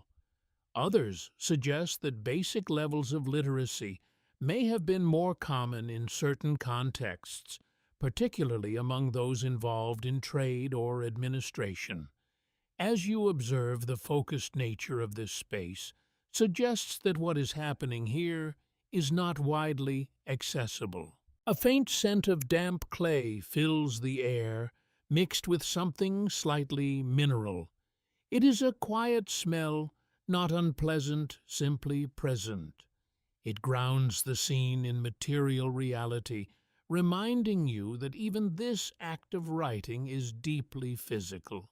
You notice a set of finished tablets stacked carefully to one side, their surfaces already dried, the marks fixed in place. They are records now no longer flexible, no longer subject to change. The idea carries a certain weight. Once something is written and set, it becomes part of a larger memory that can outlast the moment of its creation. One scandalous aside from later interpretations hints that scribes could, in subtle ways, influence outcomes by how they recorded information. A slight change in wording, a detail emphasized or minimized, could shape how events were understood later. It is a quiet form of power, easily overlooked, but deeply significant. You shift your gaze to another scribe, younger, perhaps their movements slightly less fluid. An apprentice still learning the rhythm, still adjusting to the balance between speed and accuracy. Their tablet shows faint irregularities, marks not yet as consistent as those of the others. In your ears, the echo changes into the soft tap of stylus, against clay, repeated in irregular intervals, creating a pattern that feels almost meditative. It draws your attention inward, encouraging a slower pace of thought.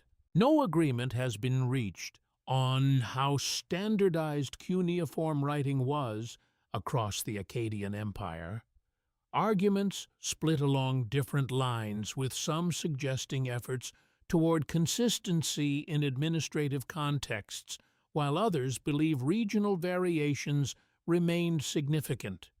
As you look at the tablets, subtle differences in style seem to support this idea, each scribe leaving a faint personal trace within a broader system. You take a slow breath, letting the quiet settle fully. This is where the empire remembers itself, not through monuments or stories alone, but through marks pressed into clay, records of what has been done, what has been given, what has been decided.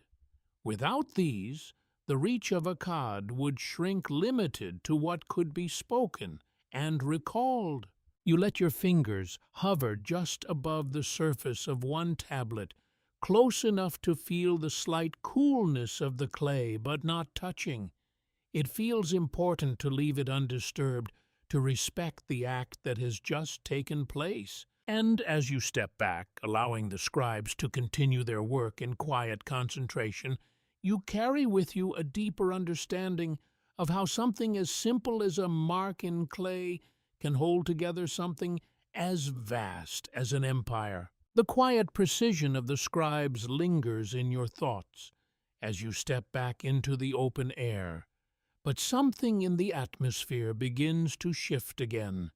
The sounds of the city remain, yet they soften at the edges, as though making room for something more deliberate, more ritualized. You follow a subtle change in direction, not marked by signs but by behavior. People move a little differently here. Slower, perhaps, more aware of their posture, their gestures. Voices lower slightly, conversations becoming more measured. The scent reaches you before the space does. Incense, faint at first, then more distinct. A thin, curling aroma that carries a sweetness unlike anything from the kitchens or markets. It feels intentional, crafted to shape the air itself. You pass through a wider entrance, and the space opens around you. A temple! It does not overwhelm with sheer size, but it holds presence. The walls rise with quiet authority, their surfaces smoother, more carefully maintained than the surrounding structures. The ground beneath your feet feels more even, as though effort has been made to create order, not just in function, but in experience. Records confirm that temples were central institutions in Mesopotamian life, serving not only religious purposes, but also economic and administrative roles. They were places where offerings were made, rituals performed, and resources managed in ways that connected the divine with the practical. You move forward slowly, your footsteps almost instinctively softer. Figures pass through the space with a sense of purpose. Some carry small items, bowls, bundles, objects that are not immediately clear, but clearly significant. Others stand quietly, their attention directed toward a central area where a low structure rises, perhaps an altar. Your eyes adjust to the shifting light. Shadows fall differently here, shaped by the height of the walls and the placement of openings. The air feels cooler, not just from shade, but from the stillness that settles in a place set apart from daily noise. A priest stands near the center, their posture upright, movements controlled. They do not rush. Each action is deliberate, measured. When they lift an object, it is done with care. When they speak, their voice is low, steady, carrying just enough to reach those nearby. Oddly enough, one curious footnote suggests that priests were often deeply involved in managing temple resources, including land and labor, making them figures of both spiritual and practical authority. It is an interesting balance. The same individual guiding ritual might also oversee grain storage or coordinate work. You pause at the edge of the central space, observing without stepping too far in. There is no barrier, no clear line you cannot cross, and yet the atmosphere itself creates a boundary, a sense that this is not a place for casual movement. Scholars bicker over how deeply religious belief shaped daily decision-making in Akkadian society. Some argue that devotion to the gods was constant and deeply integrated into every aspect of life. Others suggest that while religion was important, it existed alongside more practical concerns, not always dominating them. As you stand here, the weight of ritual feels undeniable, yet it does not erase the memory of markets, fields, and homes. A soft sound draws your attention, the gentle ringing of a small object, perhaps metal or ceramic, struck lightly to mark a moment in the ritual.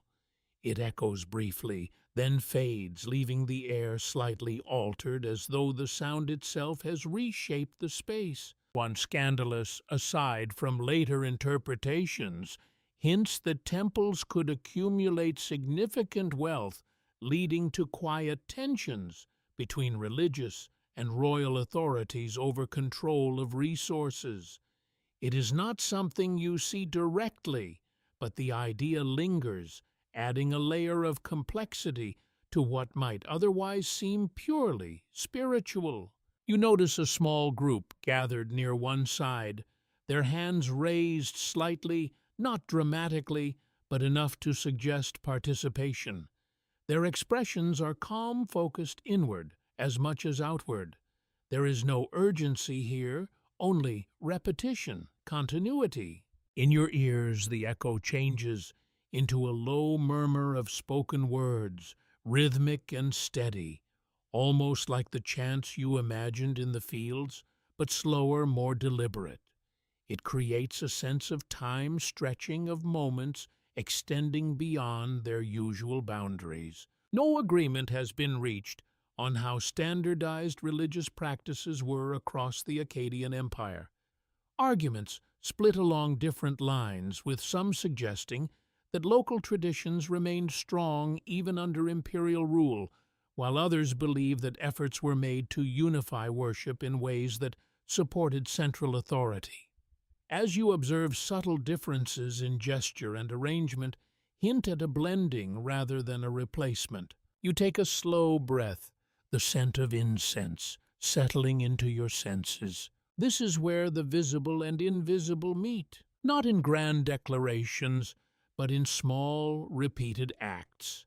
Offerings placed, words spoken, movements performed in ways that have been learned and passed down, shaping a shared understanding of the world beyond what can be seen. You let your gaze rest briefly on the central space, then shift it outward again, taking in the people, the structure, the quiet order that holds it together. And as you begin to step back, leaving the temple's calm behind you, carry with you a sense that beneath the physical world you have been exploring, there is another layer, one that guides, explains, and sometimes complicates everything else. A layer that you will soon come to know more closely. The faint sweetness of incense lingers in your senses as you step away from the temple, but something of its quiet gravity follows you.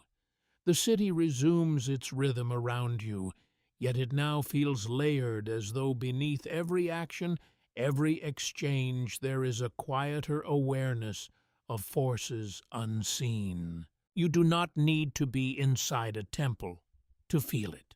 For a moment, it feels as though the gods are not confined to any one place. They exist in the air, in the river, in the steady turning of daily life. Not always loudly acknowledged, but rarely absent. You walk slowly, your gaze softening, your attention shifting inward again.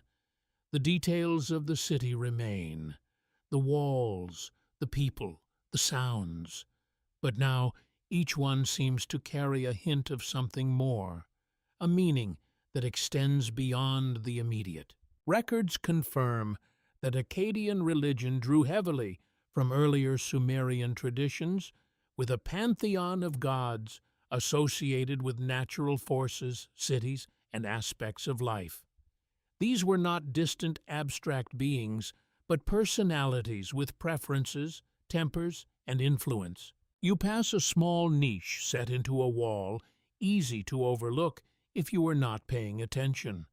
Within it rests a simple object, perhaps a small figurine or a carefully placed offering. It is not elaborate, not meant to draw attention, and yet it speaks quietly of devotion woven into ordinary space. Oddly enough, one curious footnote suggests that individuals might whisper short prayers throughout the day, not in formal settings, but in passing moments, a request for protection, a hope for success, a small acknowledgement of forces beyond control. You can almost imagine it now. A farmer pausing briefly before adjusting a canal, a merchant murmuring softly before a negotiation. You continue walking, your fingers brushing lightly against a doorway as you pass.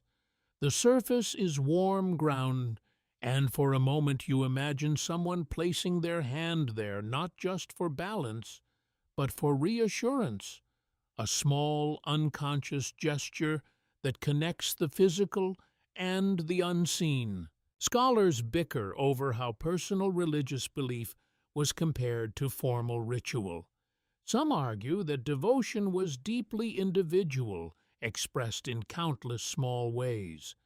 Others suggest that communal ceremonies played a more central role, shaping belief through shared experience. As you move through the city, both seem to exist together, neither fully replacing the other. A faint sound reaches you, not a chant this time, not a formal ritual, but the quiet repetition of a name. You cannot make out the words clearly, but the tone carries intention. It is soft, almost private, yet not hidden. You think of the gods themselves. Names begin to take shape in your thoughts. Anu associated with the sky, Enlil linked to wind and authority, Ishtar complex and powerful, connected to love and conflict, each one representing forces that shape the world in ways both visible and invisible. One scandalous aside from later interpretations hints that gods were sometimes viewed as unpredictable, even contradictory, capable of favor one moment and frustration the next. It is not a comforting idea, and yet it feels honest.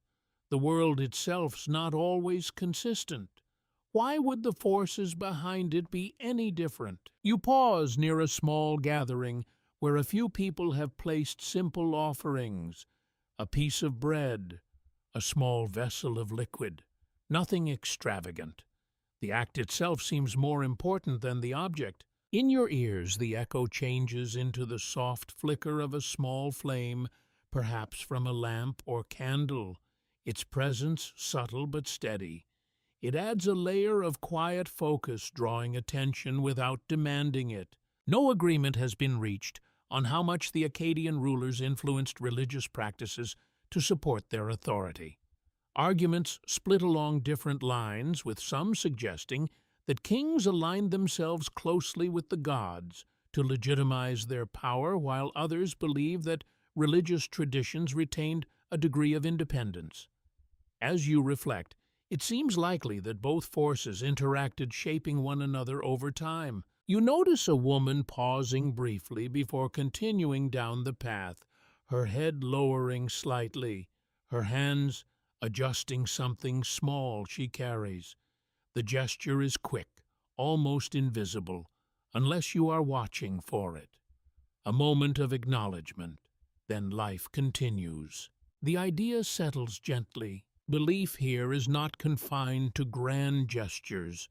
It lives in small actions repeated without fanfare, in the quiet moments between tasks, in the spaces where uncertainty meets hope. You take a slow breath, the air still carrying the faint trace of incense, though you are now far from the temple. And as you begin to move again, you carry with you the sense that this unseen layer of life will continue to reveal itself not in dramatic ways, but in the subtle, steady presence that shapes how people understand the world around them. A presence that will soon touch more directly on the lives of those you observe. The quiet presence of belief lingers as you walk, but your attention begins to settle once more on the people themselves, not as a collective this time, not as crowd moving through shared spaces, but as individuals shaped by expectations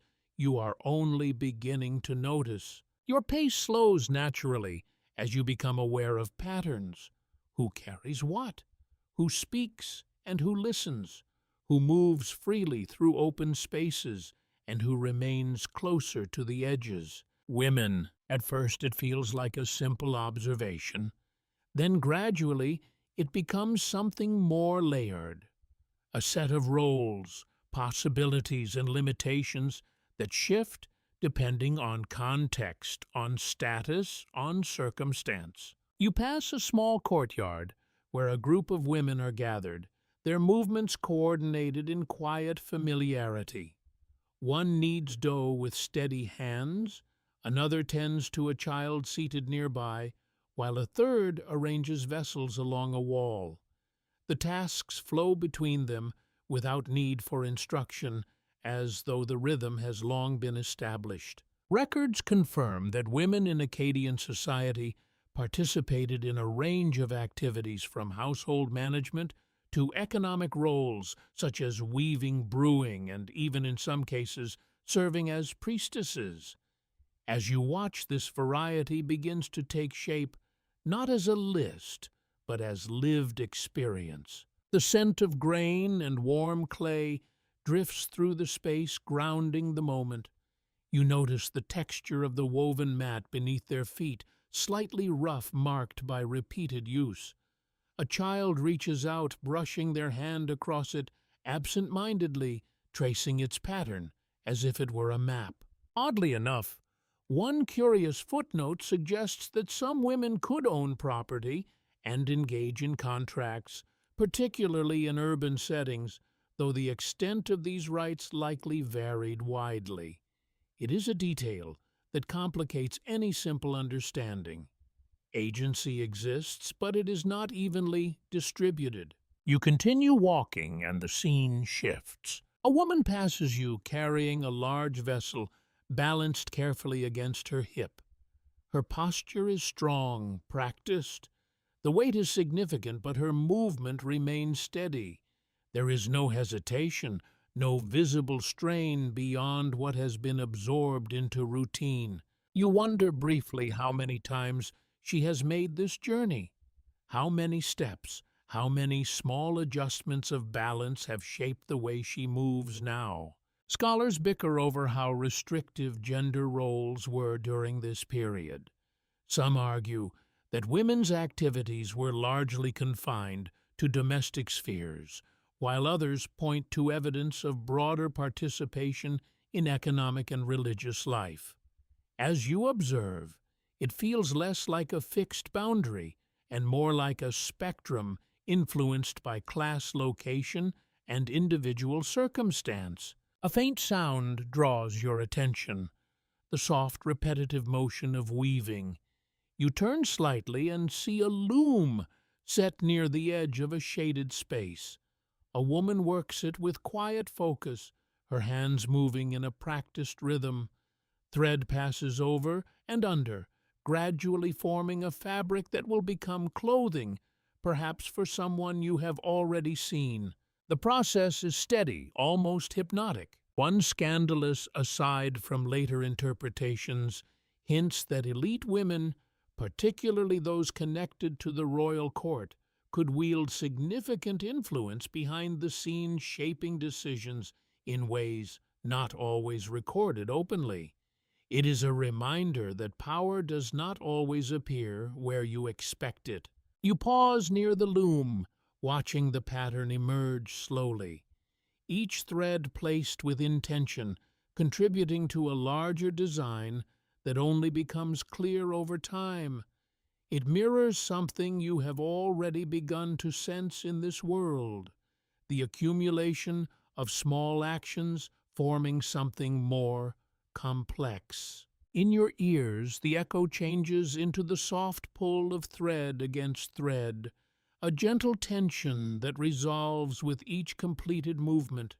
It creates a quiet rhythm, one that invites stillness rather than movement. No agreement has been reached on how education differed between men and women in Akkadian society. Arguments split along different lines, with some suggesting that literacy and formal training were largely limited to men, while others believe that certain women, particularly in religious roles, may have had access to similar knowledge. As you reflect, the presence of variation seems likely. You notice a young girl sitting nearby, watching the weaving with intense focus. Her hands rest in her lap, but her eyes follow every motion, learning not through instruction but through observation, the beginning of a pattern that will shape her own future.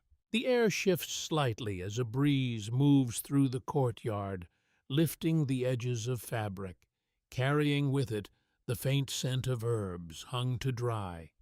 It adds a layer of softness to the scene, a reminder that even within structured roles, there are moments of quiet ease. You take a slow breath, letting the details settle. This is another thread in the fabric of Akkadian life, not fixed, not uniform, but shaped by expectation and adaptation, by what is possible and what is not, by what is seen and what remains just out of view. And as you begin to move again, leaving the courtyard behind you, carry with you a deeper awareness of how these roles, subtle and shifting, contribute to the broader rhythm of the world you are slowly coming to understand. The soft rhythm of weaving fades behind you, replaced once again by the layered quiet of the city. Yet something feels lighter now, as though your attention is gently drawn toward a different kind of presence, less structured, less defined by duty. You begin to notice the children. At first they appear only at the edges, a quick movement between adults, a small figure slipping through a narrow space. But as you continue walking, they come into clearer focus, their energy distinct from the steady, measured pace of the adults around them. For a moment, it feels as though the city shifts its tone slightly, allowing room for something more spontaneous. A group of children gathers in a small open area, their voices rising just a little above the usual murmur. Not loud enough to disrupt, but enough to create a different rhythm. One tosses a small object into the air, catching it again with quick hands.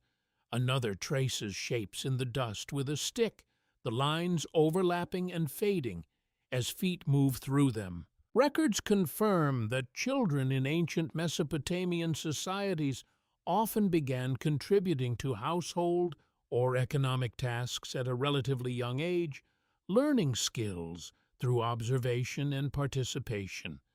As you watch, this duality becomes clear.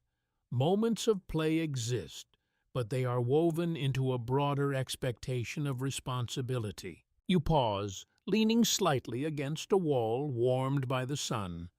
The texture is familiar, now grounding you as you observe. A child runs past barefoot, their steps light and quick, kicking up a small cloud of dust that lingers briefly before settling again.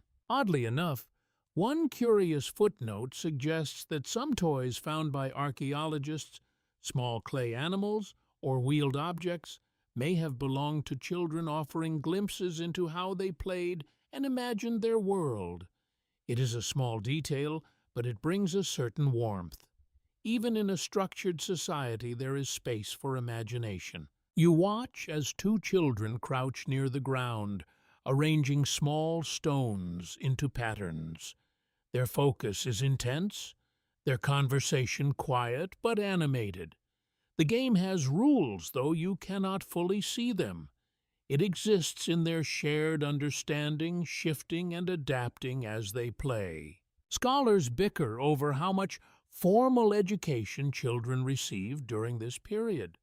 Some argue that schooling, particularly in writing, was limited to those destined for roles like scribes.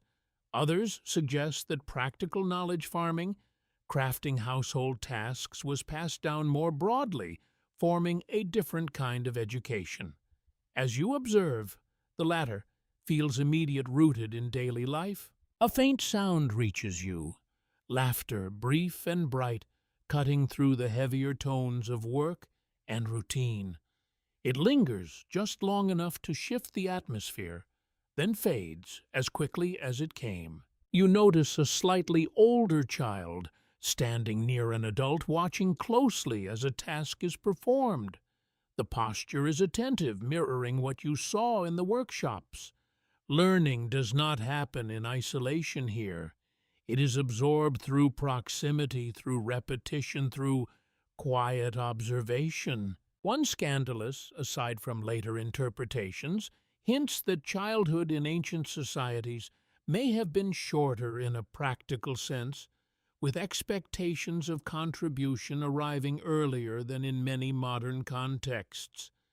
It is not a harshness you can see directly, but a difference in rhythm, in how quickly roles begin to take shape. You move a little closer to the group at play, careful not to disrupt them. One child looks up briefly, meeting your gaze for a moment before returning to the game. There is curiosity there, but not concern. You are simply another presence passing through their world. In your ears, the echo changes into the soft tap of stones against stones, a simple sound that repeats with slight variations, creating a pattern that feels both random and intentional. No agreement has been reached on how much time children were allowed for play versus work. Arguments split along different lines, with some suggesting that play was limited and often integrated into tasks, while others believe that moments like these were more common than the historical record clearly shows. As you watch, it feels balanced, neither entirely free nor entirely constrained. A breeze moves through the space, lifting dust and cooling the air slightly.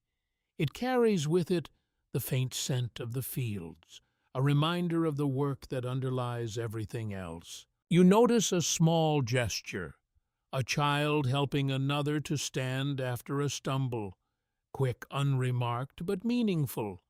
Cooperation learned early, perhaps, without being named. You take a slow breath, letting the scene settle into you. This is where the future of the empire quietly forms, not in grand decisions, but in these small moments of learning, of play, of imitation. Skills passed on, behaviors absorbed, roles gradually understood. And as you begin to move again, leaving the open space behind you, carry with you the sense that even here, in the lightness of childhood, the patterns of this world are already taking shape. Patterns that will continue long after the game ends. The lightness of children's laughter fades gently behind you, replaced once more by a steadier, more deliberate atmosphere. The path you follow now feels slightly more structured, as though the city is guiding you toward something less visible, but no less present.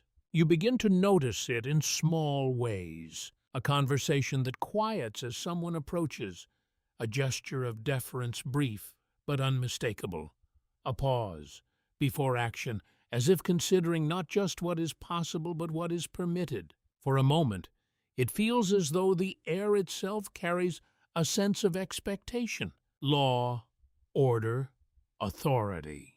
Not always spoken aloud, but woven into the behavior of those around you. You pass a small gathering where two individuals stand facing one another, their posture tense but controlled. A third figure stands between them, listening carefully, occasionally raising a hand to guide the exchange. There is no shouting, no overt display of anger, but the intensity is clear. Records confirm that systems of law existed in Akkadian society, with rulers issuing decrees that shaped expectations of behavior and resolved disputes. While not as extensively preserved as later legal codes, these early structures played a crucial role in maintaining stability across a growing empire. You slow your pace, observing from a respectful distance. The figure mediating the discussion speaks quietly but with authority. Their words are measured, each one carrying weight.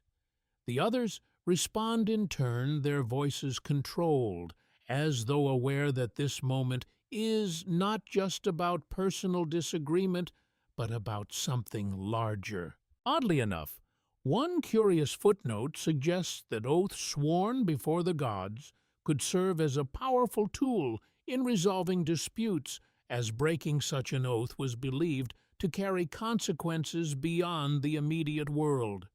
It adds a layer of seriousness to what might otherwise seem like a simple exchange of words. You shift slightly, your hand brushing against the edge of a wall. The texture grounds you again, reminding you that even abstract ideas like law are rooted in physical spaces, in real interactions between people. Scholars bicker over how consistently laws were enforced across the Akkadian Empire. Some argue that central authority ensured a degree of uniformity, particularly in major cities. Others suggest that local customs continued to play a significant role, with enforcement varying depending on region and circumstance. As you watch, the latter feels present, shaped by the individuals involved, rather than a distant, fixed system. The discussion before you reaches a quiet conclusion. A nod, a slight shift in posture. The tension eases, though it does not disappear entirely. Resolution here is not dramatic, but gradual, built on acceptance rather than triumph. You continue walking, your awareness sharpened. A pair of officials passes by, their presence subtle but distinct. Their garments are more structured, their movement purposeful. People make space for them without needing to be asked. Authority does not always need to announce itself. It is recognized. One scandalous aside from later interpretations hints that not all decisions made by officials were free from bias or personal influence. It is a reminder that systems of order, while necessary, are shaped by those who operate within them. In your ears the echo changes into the faint scrape of sandals on packed earth, a steady, repetitive sound that mirrors the ongoing movement of the city. It carries a sense of continuity, of rules followed not because they are always questioned, but because they are expected. No agreement has been reached on how formalized legal procedures were during Sargon's reign. Arguments split along different lines, with some suggesting structured processes involving witnesses and records, while others believe that many disputes were resolved more informally. As you reflect, it seems likely that both approaches existed depending on context. You pass by a small structure that appears more defined than the surrounding buildings. Its entrance is slightly elevated, its interior shadowed. People approach it with a certain hesitation, a pause before stepping inside. It may serve as a place where decisions are made, where authority is concentrated. You do not enter, but the presence of it adds to the sense that order here is not accidental. It is maintained, reinforced through repeated action, through expectation, through the quiet understanding of consequences. A breeze moves through the space, carrying with it the faint scent of dust and distant smoke. It softens the atmosphere slightly, easing the tension that lingers around moments of judgment. You take a slow breath, letting the scene settle. This is how the empire holds itself together, not just through force, though that exists, but through agreements, expectations, and the quiet acceptance of rules that shape behavior. It is not perfect. It is not always fair, but it creates a structure within which life can continue. And as you begin to move again, leaving the space of quiet negotiation behind you, carry with you a deeper sense of how authority extends into the smallest interactions, shaping the rhythm of daily life in ways both visible and unseen. The quiet weight of judgment lingers in the air as you move on, but it begins to shift into something firmer, more defined.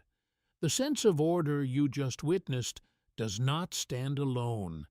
It rests on something more tangible, something that ensures decisions are not only spoken, but upheld. You begin to hear it before you fully see it, a steady, synchronized rhythm, not the scattered sounds of daily life, but something more unified, more deliberate, the faint, measured cadence of many feet moving together. For a moment, it feels as though the ground itself is responding. You follow the sound, your steps naturally aligning with its pattern as it grows clearer. The path opens slightly, giving way to a broader space where movement becomes easier, more direct. And then, just ahead, they come into view. Soldiers! They move in a loose formation, not rigid in the way you might expect, but coordinated enough to signal purpose. Spears held upright, their tips catching brief flashes of light.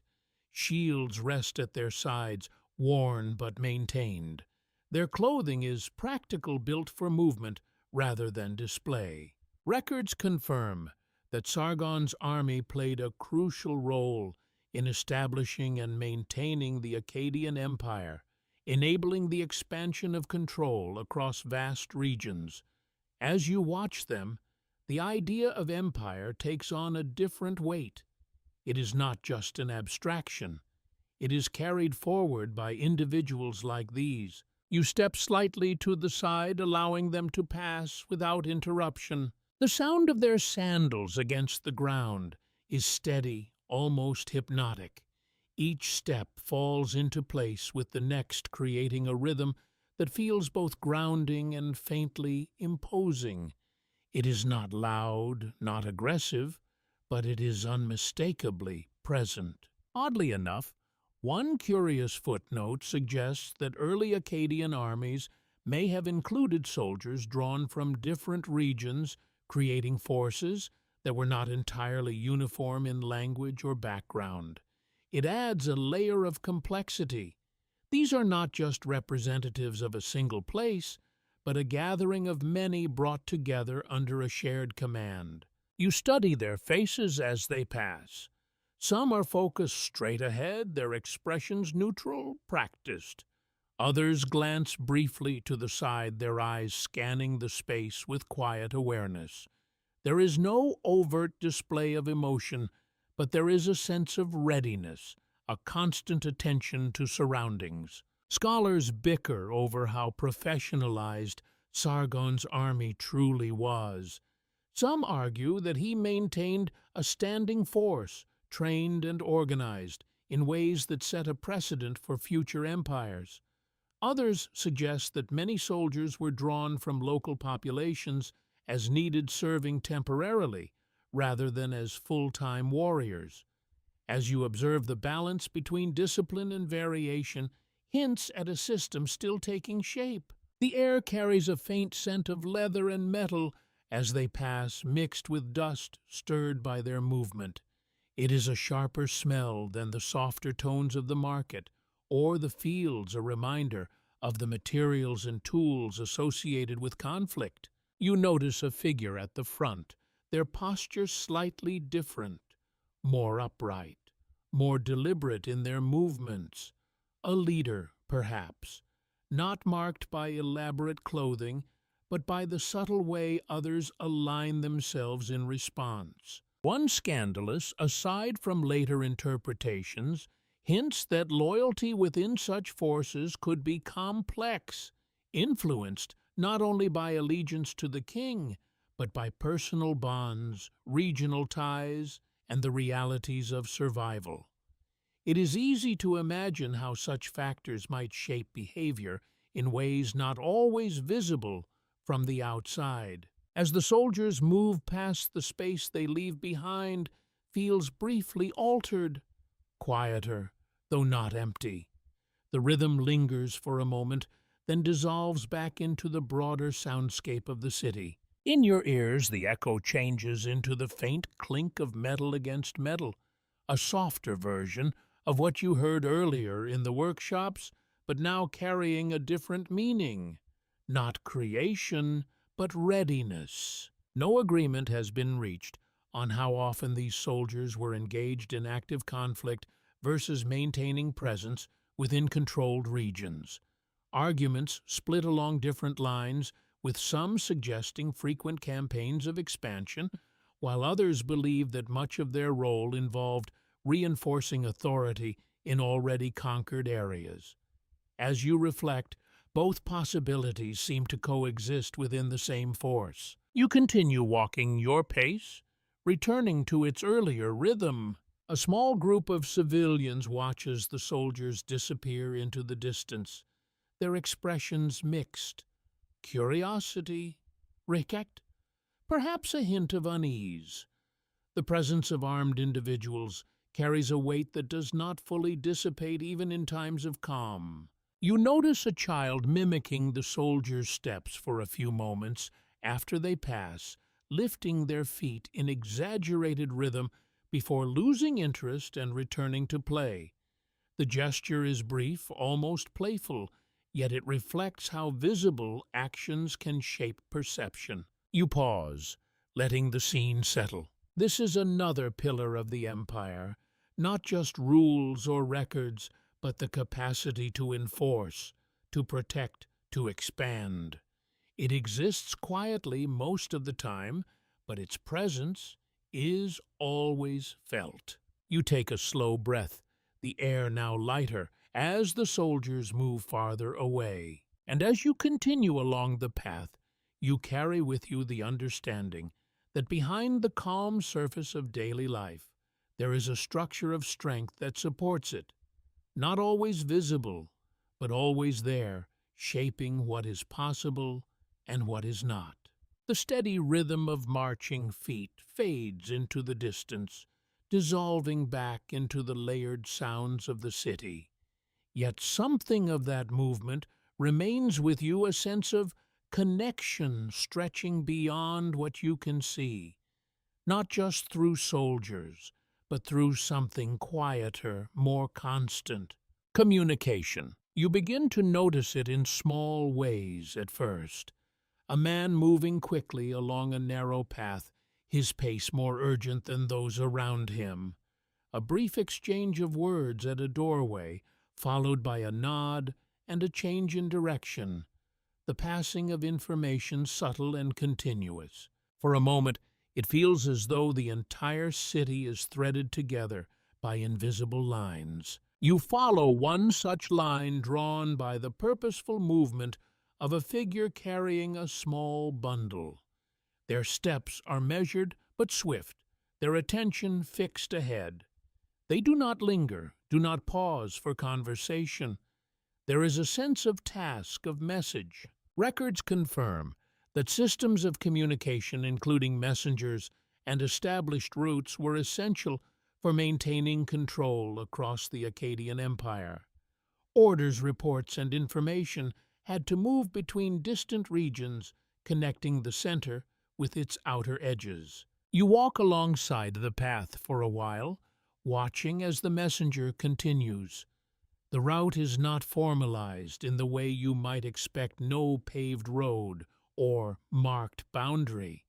And yet, It is clear, worn by repeated use, guided by familiarity, shaped by necessity. Oddly enough, one curious footnote suggests that certain individuals may have specialized in carrying messages over long distances, developing both the endurance and the knowledge of routes needed to travel efficiently. It is a role that requires trust. The message is only as reliable as the person who delivers it. The air shifts as you move farther from the denser parts of the city. The sounds spread out, less concentrated, more diffuse.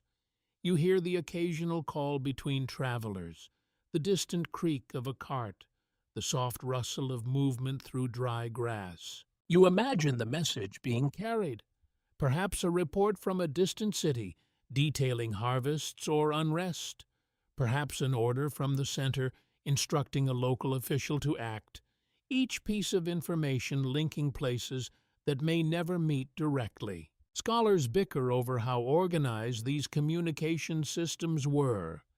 Some argue that Sargon established structured routes and regular messengers, creating an early form of administrative network. Others suggest that communication remained more informal, relying on existing paths and personal connections. As you observe, the path itself feels both intentional and organic, shaped by use rather than design. A second figure approaches from the opposite direction, also moving with purpose. The two pass one another with only the briefest glance, no exchange, no pause, and yet you sense that both are part of the same broader system, carrying different pieces of a larger flow. One scandalous aside from later interpretations hints that messages could sometimes be delayed, altered, or even lost, whether through accident or intention. It is a quiet vulnerability within the system. The empire depends on information, but information is never entirely secure. You pause near a bend in the path where it splits into two directions. There are no signs, no markings to guide a stranger, and yet the tracks in the ground reveal patterns. One path more worn than the other, suggesting frequent travel. Decisions made here quietly based on knowledge passed from person to person. In your ears, the echo changes into the soft rhythm of footsteps over distance, not the synchronized march of soldiers, but the steady individual pace of someone moving with purpose. No agreement has been reached on how quickly information could travel across the Akkadian Empire. Arguments split along different lines, with some suggesting relatively efficient movement for the time, while others believe delays could be significant, especially across longer distances. As you reflect, the truth likely lies somewhere in between, shaped by terrain, urgency, and circumstance. You notice a small resting point beside the path, little more than a shaded area where the ground is slightly worn, a place where travelers might pause briefly, gather themselves, then continue. It is not official, not maintained, but it serves its purpose. The idea settles gently. Movement here is constant, even if it is not always visible. Messages, goods, people, all flowing through networks that connect the empire in ways that are both fragile and resilient. You take a slow breath, the air carrying a faint dryness, now less touched by the river, more by open land. And as you turn back toward the city, following the path, as it curves inward once more, you carry with you the sense that beneath every decision, every action, there is a web of communication that allows this vast structure to function. A quiet network always in motion, always linking one place to another. The quiet rhythm of the messenger's path lingers as you return toward the broader flow of life, but something about that movement stays with you. The idea that nothing here exists in isolation, that every object, every person may have come from somewhere else, or be on their way to somewhere new. You begin to notice it more clearly now, not just movement within the city, but connections stretching far beyond it. The path widens again as you approach another gathering place, less dense than the earlier market, but no less significant. Here the goods seem different, less about immediate needs, more about exchange across distance, items that do not belong entirely to this land. You slow your steps, drawn by the subtle unfamiliarity. Records confirm that the Akkadian Empire engaged in long-distance trade, acquiring materials such as metals, timber, and stone from regions beyond Mesopotamia. As you look around, those distant places begin to take shape through the objects laid out before you. A piece of metal darker and heavier than what you have seen before rests on a low surface. Its edges are rough, not yet fully shaped. Nearby, a block of stone with a smoother texture, its color slightly different from the earth beneath your feet. These are not local. They have traveled. Oddly enough, one curious footnote suggests that lapis lazuli, a deep blue stone, may have been imported from regions as far as what is now Afghanistan, making it a rare and valued material. You imagine its color vivid against the muted tones of the city, a small fragment of a distant landscape carried into this one. You move closer, your fingers hovering near the edge of a wooden crate. The wood itself catches your attention. It feels denser, more refined than the simpler materials you have seen elsewhere. A reminder that even something as ordinary as timber may have come from far beyond the river's reach. A group of traders stands nearby, their clothing subtly different, their speech carrying unfamiliar rhythms. You cannot understand every word, but the exchange of meaning is clear. Gestures, expressions, the careful handling of goods, communication that adapts to difference. Scholars bicker over how extensive these trade networks truly were. Some argue that Akkad was deeply connected to distant regions, forming early economic links that stretched across vast distances. Others suggest that while long-distance trade existed, it may have been limited to specific goods and controlled by a smaller group of merchants. As you observe, the presence of foreign materials feels undeniable, even if the scale remains uncertain. A faint scent reaches you. Not from food this time, but something sharper, resinous, perhaps a type of wood or substance used in crafting or ritual. It lingers briefly, then fades as the air shifts. One scandalous aside from later interpretations hints that control over trade routes could become a source of tension with different groups competing for access to valuable goods. It is not something openly visible here, but the careful attention given to certain items suggests their importance. You watch as a transaction unfolds. A trader lifts a piece of metal, presenting it with a slight tilt to catch the light. The other examines it closely, running fingers along its surface, testing its weight. The exchange of goods that follows is measured deliberate, carrying a sense of value that goes beyond the object itself. In your ears, the echo changes into the soft creak of loaded carts, a sound that suggests distance traveled, effort extended over time. It carries with it a sense of movement that does not stop at the edge of the city. No agreement has been reached on how centralized the control of trade was under Akkadian rule. Arguments split along different lines, with some suggesting that the state played an active role in managing and benefiting from trade, while others believe that merchants operated with a degree of independence. As you reflect, both possibilities seem to exist, overlapping in ways that are not always clear. You notice a small object being passed between two individuals, a seal perhaps used to mark ownership or agreement. It is pressed into a soft surface, leaving an impression that signifies something more than the physical exchange, a mark of trust, or at least of recognition.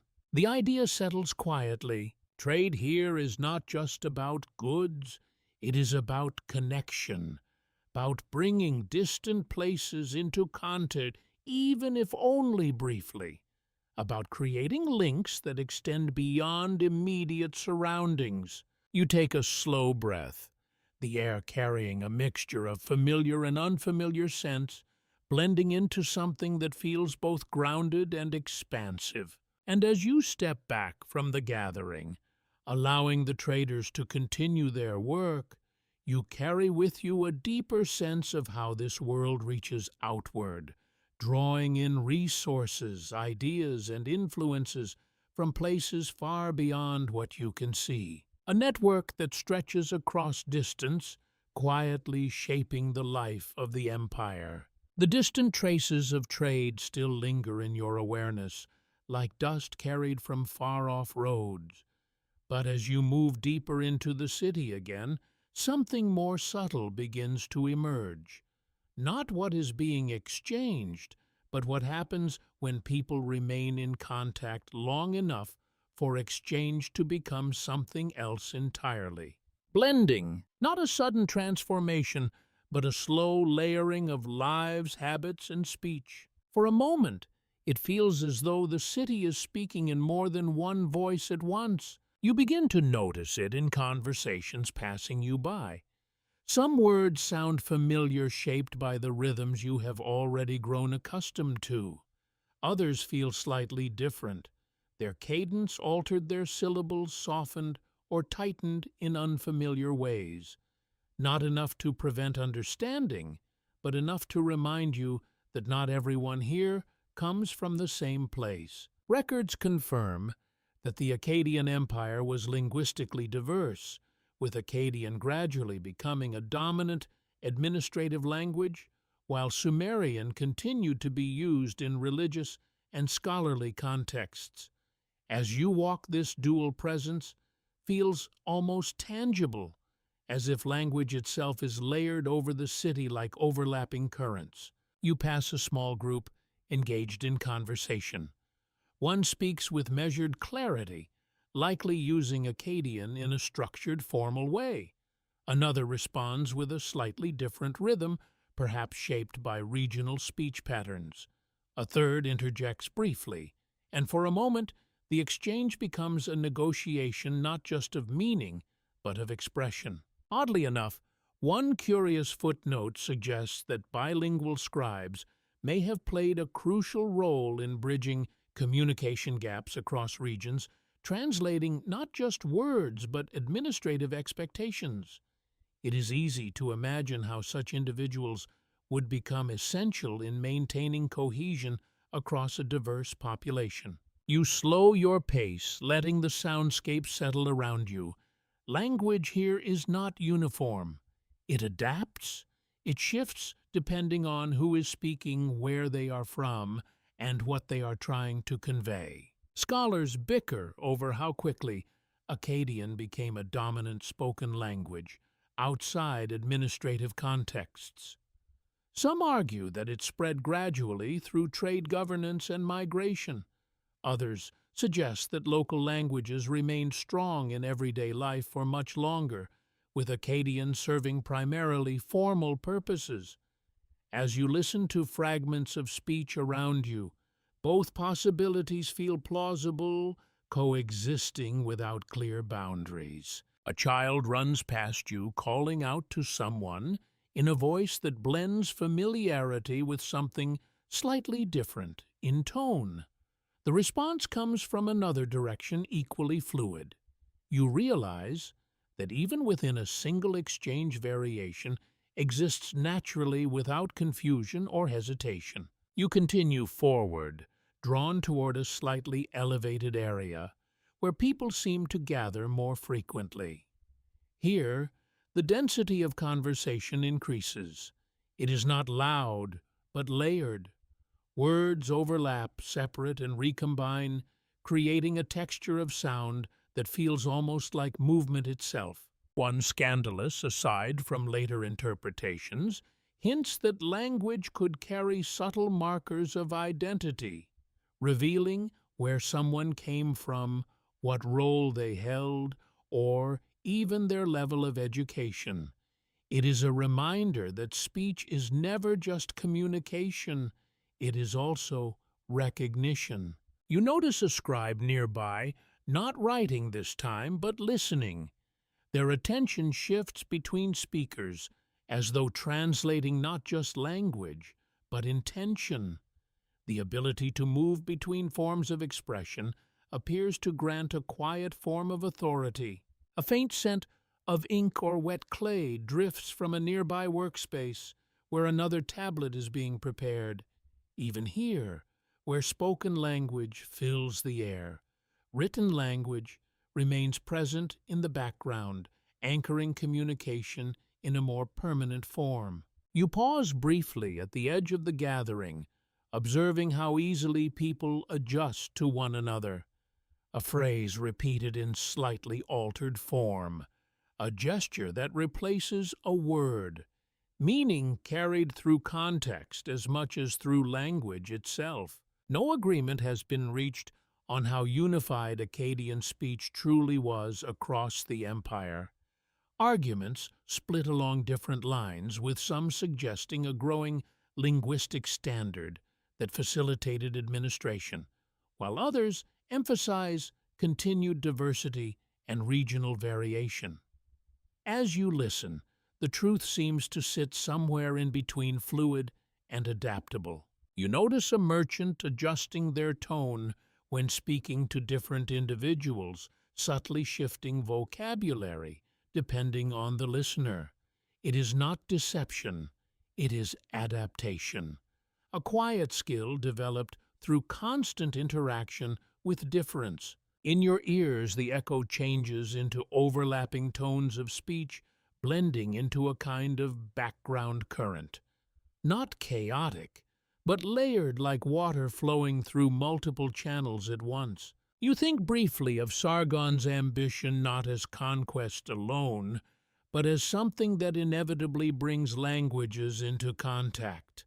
Expansion does not only redraw borders, it brings voices together that were once separate, forcing them to find ways to understand one another. A curious footnote suggests that administrative language may have played a stabilizing role in this process, providing a shared structure even when spoken language varied widely. It is a reminder that unity here is not absolute, but constructed through repeated practice. You take a slow breath, letting the layered sounds settle into you. This is another form of connection within the empire, not through roads or rivers, but through speech, through the constant adjustment of meaning between individuals who do not always share the same linguistic background. And as you begin to move again, leaving the layered voices behind you, carry with you the sense that language here is not a fixed system, but a living one, always shifting, always adapting, always quietly holding difference together. The layered voices of language slowly dissolve behind you, but something quieter begins to take its place. Not sound this time, but a feeling, a subtle tightening in the atmosphere, as though the city itself is aware of pressure building beneath its surface. You notice it first in how people move, a slight hesitation before entering certain spaces, conversations that end more quickly than they began, glances that linger a moment too long before looking away. Nothing overt, nothing dramatic, but enough to suggest that not all is entirely settled beneath the surface of imperial order. For a moment, it feels as though the city is holding its breath. You follow a path that curves away from the more active districts, where movement becomes less dense, more cautious. The walls here feel slightly more worn, the light less direct. A quieter part of Akkad, where daily life continues, but with a softer edge. Records confirm that even under strong centralized rule, the Akkadian Empire experienced periods of unrest and resistance in various regions, particularly in areas recently brought under control. As you walk, this idea becomes less historical abstraction and more atmospheric presence. You pass a small group speaking in lowered tones. Their posture is close protective, as though the content of their conversation is meant to remain contained within their circle.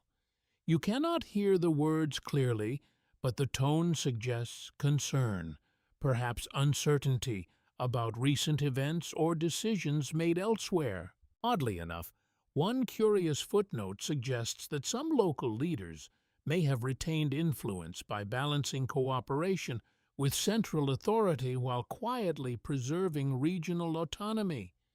It is a delicate position requiring constant adjustment, like walking along a narrow path that could shift at any moment. You slow your steps, noticing how the energy of the city feels different here, less open, more contained. Not fear exactly, but awareness. Scholars bicker over how widespread resistance to Akkadian rule actually was. Some argue that opposition was frequent, but localized, appearing in scattered uprisings that were quickly addressed. Others suggest that resistance may have been more structural, embedded in local governance systems that adapted without fully surrendering independence. As you observe, the reality feels difficult to pin down, existing in fragments rather than clear patterns.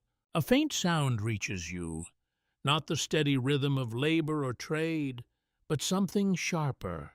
A brief raised voice quickly lowered again. The exchange is too distant to fully interpret, but it leaves a trace in the air. You notice a small gathering ahead where several individuals stand in a loose formation. Their attention is divided, scanning the surroundings as much as each other.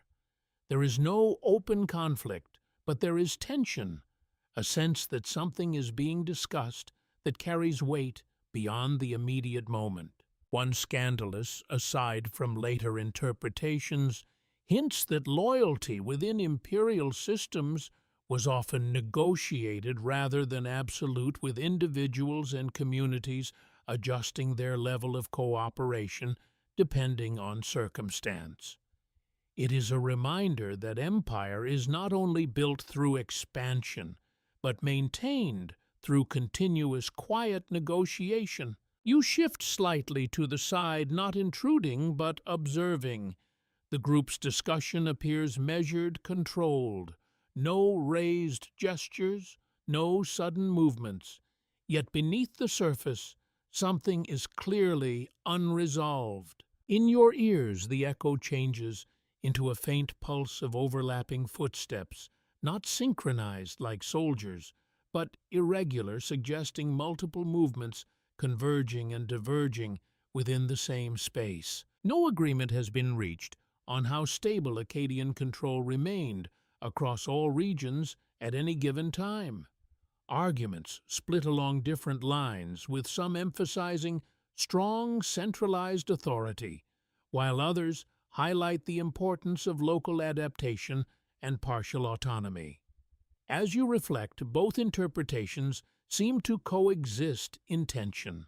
A figure from the group briefly turns their gaze, passing near you before returning to the discussion. There is no direct acknowledgement, but the awareness is present. You are not part of this exchange, but you are within its proximity. The air feels slightly heavier here, though not in a physical sense, more in tone, as though decisions made in places like this ripple outward, quietly shaping conditions elsewhere in ways not immediately visible. You take a slow breath, letting the atmosphere settle around you. This is the edge of stability, not collapse, not resolution, but the space in between where systems are maintained through constant adjustment, through conversation, through negotiation, through the careful balancing of presence and absence. And as you begin to move again, leaving the quiet tension behind you, carry with you the understanding that beneath the surface of imperial order lies a continuous process of holding things together moment by moment, choice by choice, a process that never fully stops. The tension of uncertain conversations fades gradually as you move away, but it does not disappear entirely. Instead, it transforms, settling into something more structured, more deliberate. The city seems to realign itself around a different kind of presence now, not quiet unease, but visible authority. You begin to notice architecture changing again. Buildings here feel slightly more formal, their arrangement less organic, more intentional. Open spaces are framed with greater care. Movement feels subtly guided, as though the city is shaping how people should approach certain areas without needing to speak. For a moment, it feels as though you are being drawn toward a center of heightened significance. You follow that pull. Records confirm that later in the Akkadian period, rulers such as Naram Sin elevated royal authority to an unprecedented level, with some inscriptions depicting the king in a divine or semi-divine role. As you walk, this idea begins to take shape, not as abstraction, but as atmosphere, authority that is not only political, but symbolic in a far more intense way. You step into a broader space where the density of people decreases slightly, but attention increases. Individuals here move with a different awareness, as though they are closer to something that requires recognition. At the center of this space, you notice a raised structure, not overwhelming in size, but distinct in placement and design. It draws the eye without needing ornamentation. Its presence is enough. Oddly enough, one curious footnote suggests that depictions of rulers during this period sometimes emphasized their closeness to divine power, a shift from earlier traditions where kings were primarily seen as appointed by gods rather than embodying divine authority themselves. It is a subtle but profound change in perception. You slow your steps as you approach the structure. Figures nearby lower their voices slightly, not in fear, but in acknowledgement of importance. The atmosphere is not oppressive, but charged with recognition, a shared understanding that something symbolic is being represented here. Scholars bicker over how widely this concept of divine kingship was accepted across the empire. Some argue it was largely ideological, confined to inscriptions and royal imagery. Others suggest it may have influenced how authority was perceived at multiple levels of society. As you observe the reactions of those around you, the answer feels layered rather than singular. You notice a carved inscription on the structure's surface. The marks are familiar now, but their arrangement feels more deliberate, more declarative. Not just record-keeping, but assertion. A faint breeze moves through the space, carrying dust in soft spirals around the base of the structure. Light shifts across its surface, revealing depth in the carvings that might otherwise go unnoticed. One scandalous aside from later interpretations hints that this elevation of royal status may have been controversial even in its own time, possibly met with resistance or reinterpretation in different regions of the empire. It is a reminder that ideology, like power, is rarely uniform. You stand at a respectful distance observing how people interact with this space. Some pause briefly before continuing. Others pass without stopping, but with subtle changes in posture, awareness even without direct engagement. In your ears, the echo changes into a slower, more resonant tone, as if the space itself carries weight. Not sound exactly, but presence, a sense of significance that lingers even after movement continues. No agreement has been reached on how deeply divine kingship was integrated into everyday belief versus official ideology. Arguments split along different lines, with some emphasizing its ceremonial nature, while others suggest it may have shaped broader perceptions of authority. As you observe, both layers seem to coexist without clear separation. You notice a small offering placed near the structure's base, simple, unadorned, not extravagant, but intentional. It is not the object itself that matters, but the act of placing it. You take a slow breath. This is authority at its most concentrated point. Not just governance, not just administration, but meaning layered onto power itself. A transformation of leadership into something that reaches beyond human frameworks. And as you begin to step away, the structure remaining behind you, you carry with you the sense that in this moment of Akkadian history, the idea of rulership is expanding into something larger than before, something that reshapes how power is understood, both seen and unseen, a shift that will echo far beyond this city. The weight of elevated authority slowly recedes behind you, but it leaves something lingering in the air like a pressure that does not immediately disappear. As you move away from the central structure, the city begins to feel different again, less ceremonial, more uncertain at the edges. You notice it in subtle ways first. The rhythm of movement is not as uniform. Conversations are less restrained. The balance between order and spontaneity feels slightly off, as though something in the background has shifted the conditions of everyday life.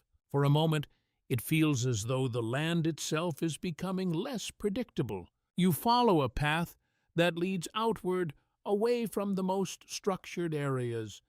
The buildings thin slightly, the density easing.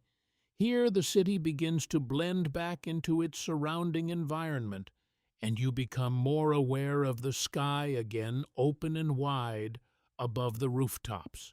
The air feels drier here. Records confirm that environmental factors, including changes in rainfall patterns and prolonged dry periods, may have affected agricultural productivity in Mesopotamia during different phases of the Akkadian period. As you walk, this idea begins to feel less like distant climate data and more like something quietly shaping the rhythm of life. You pass a small group standing near a partially shaded wall. Their conversation is subdued, their attention divided between each other and the surroundings. There is a sense of calculation in their pauses, as though they are weighing conditions that are no longer entirely stable. Oddly enough, one curious footnote suggests that periods of environmental stress in ancient river societies often had cascading effects, influencing food supply migration patterns and local tensions.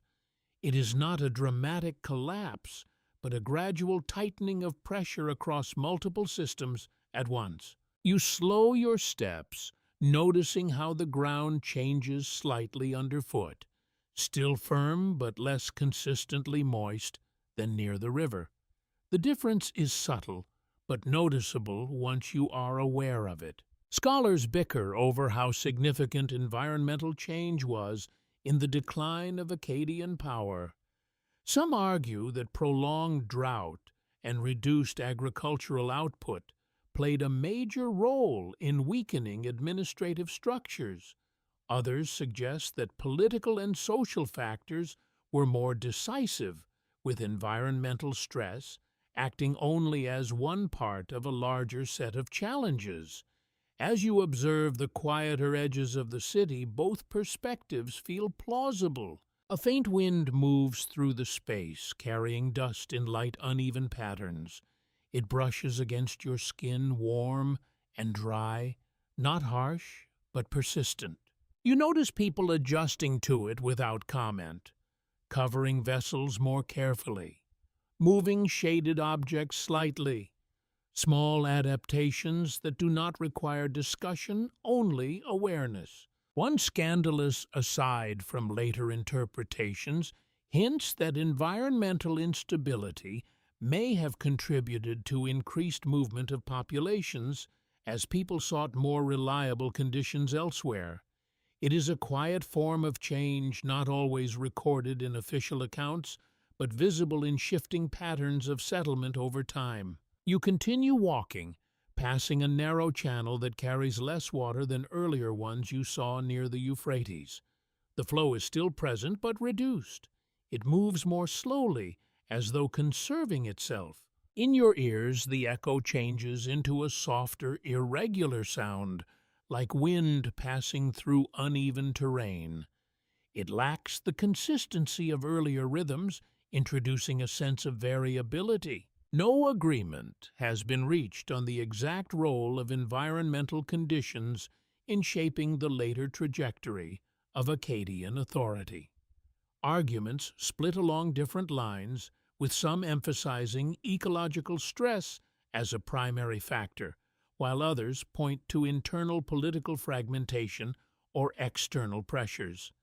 As you reflect, the uncertainty itself feels significant. You pause briefly beside a dry patch of ground where vegetation is sparse. The absence is noticeable, not dramatic, but enough to register as difference, a reminder that balance here is delicate. The sky remains clear, but the light feels slightly harsher, emphasizing texture over softness. Shadows are more defined, edges more distinct. You take a slow breath. This is not collapse, not yet, but it is strain, a system adjusting to conditions that are becoming less predictable. And as you begin to move again, you carry with you the awareness that beneath the achievements of empire, there are forces that operate independently of human intention, forces that shape outcomes quietly, steadily, without regard for authority or ambition. A reminder that even great structures exist within larger rhythms they cannot fully control. The dry wind continues to follow you for a while, but now it feels less like a natural condition and more like a mood settling over the landscape. The city behind you is no longer the center of attention. Instead, your awareness shifts outward toward something quieter, less visible, and yet unmistakably present. Change. Not sudden, not dramatic, but persistent. You begin to notice small discontinuities in what once felt stable. A building that appears slightly less maintained than others. A group moving goods with slower coordination. Conversations that end with shorter conclusions, as if people are conserving effort in ways they do not openly acknowledge. For a moment, it feels as though the structure of the world is subtly loosening. You continue along a path that feels less traveled. The packed earth is less uniform here, broken by occasional uneven patches where water once flowed more consistently. The air carries a faint dustiness that clings lightly to your senses. Records confirm that the Akkadian Empire eventually experienced a period of decline during which centralized authority weakened and regional powers reasserted themselves. But what exactly triggered this transition remains uncertain, and the explanations vary widely depending on interpretation. You pass a quiet space where several people stand in small clusters speaking in low tones. Their posture is attentive but restrained, as though the subject of their conversation requires careful handling. There is no panic, no visible collapse, only a shared awareness that conditions are shifting. Oddly enough, one curious footnote suggests that later traditions sometimes described this period as a time of confusion, though it is unclear whether this reflects historical reality or retrospective interpretation shaped by later empires, looking back on Akkad as a predecessor. You slow your steps. Scholars bicker over the primary cause of Akkad's decline. Some emphasize environmental stress, suggesting that prolonged drought weakened agricultural systems and reduced the empire's capacity to sustain itself. Others point to internal fragmentation, where local authorities gradually asserted independence as central control weakened. Still others argue that external pressures from neighboring groups played a decisive role. As you walk through this transitional landscape, none of these explanations feels sufficient on its own. The air is quieter now, not empty, but less structured. Sounds still exist, but they no longer form the same cohesive background rhythm you experienced earlier in the city. You notice a partially abandoned structure ahead, not destroyed, not collapsed, but no longer actively maintained. Its edges are worn, its surfaces marked by time and exposure. Nearby, a path that once seemed well used now shows irregular movement patterns as though travel along it has decreased. One scandalous, aside from later interpretations, hints that periods of decline were not always experienced uniformly, with some regions maintaining stability longer than others. It is a reminder that large systems rarely change all at once. They shift unevenly, like fabric pulled in different directions. You approach the structure but do not enter. Instead, you observe its stillness. The absence of activity is not dramatic, but it is noticeable precisely because of what you have seen before. Life once moved through here. Now it does not, at least not in the same way. In your ears the echo changes into a faint, uneven rhythm, as though the underlying coordination you once sensed is now fragmented into smaller disconnected patterns. No agreement has been reached on how sudden or gradual the decline of Akkadian authority truly was. Arguments split along different lines, with some suggesting a relatively swift breakdown of centralized control, while others describe a prolonged process of regional divergence and adaptation. As you take in the quiet surroundings, the latter feels more consistent with what you observe. A breeze moves through the space lighter, now less consistent than before. It carries dust, but also openness, a sense that space is no longer as tightly organized as it once was. You pause, letting the environment settle around you. This is not an ending that announces itself clearly. It is a loosening, a redistribution of order, a gradual shift from concentration to dispersion. And as you begin to move again, leaving the quieter edges of the city behind you, carry with you the understanding that even the most expansive systems are not fixed. They are shaped by conditions that change slowly, often imperceptibly, until one day the structure they once supported begins to look different from the inside. A transformation that does not happen all at once but unfolds across time. The sense of loosening order stays with you as the path carries you further away from the heart of what once felt unified. The city is no longer a single cohesive presence in your awareness. Instead, it feels like a collection of overlapping lives, each adjusting in its own way to conditions that are no longer entirely stable. You begin to notice absence as much as presence. Places that once held activity now feel quieter. A workshop where movement has slowed.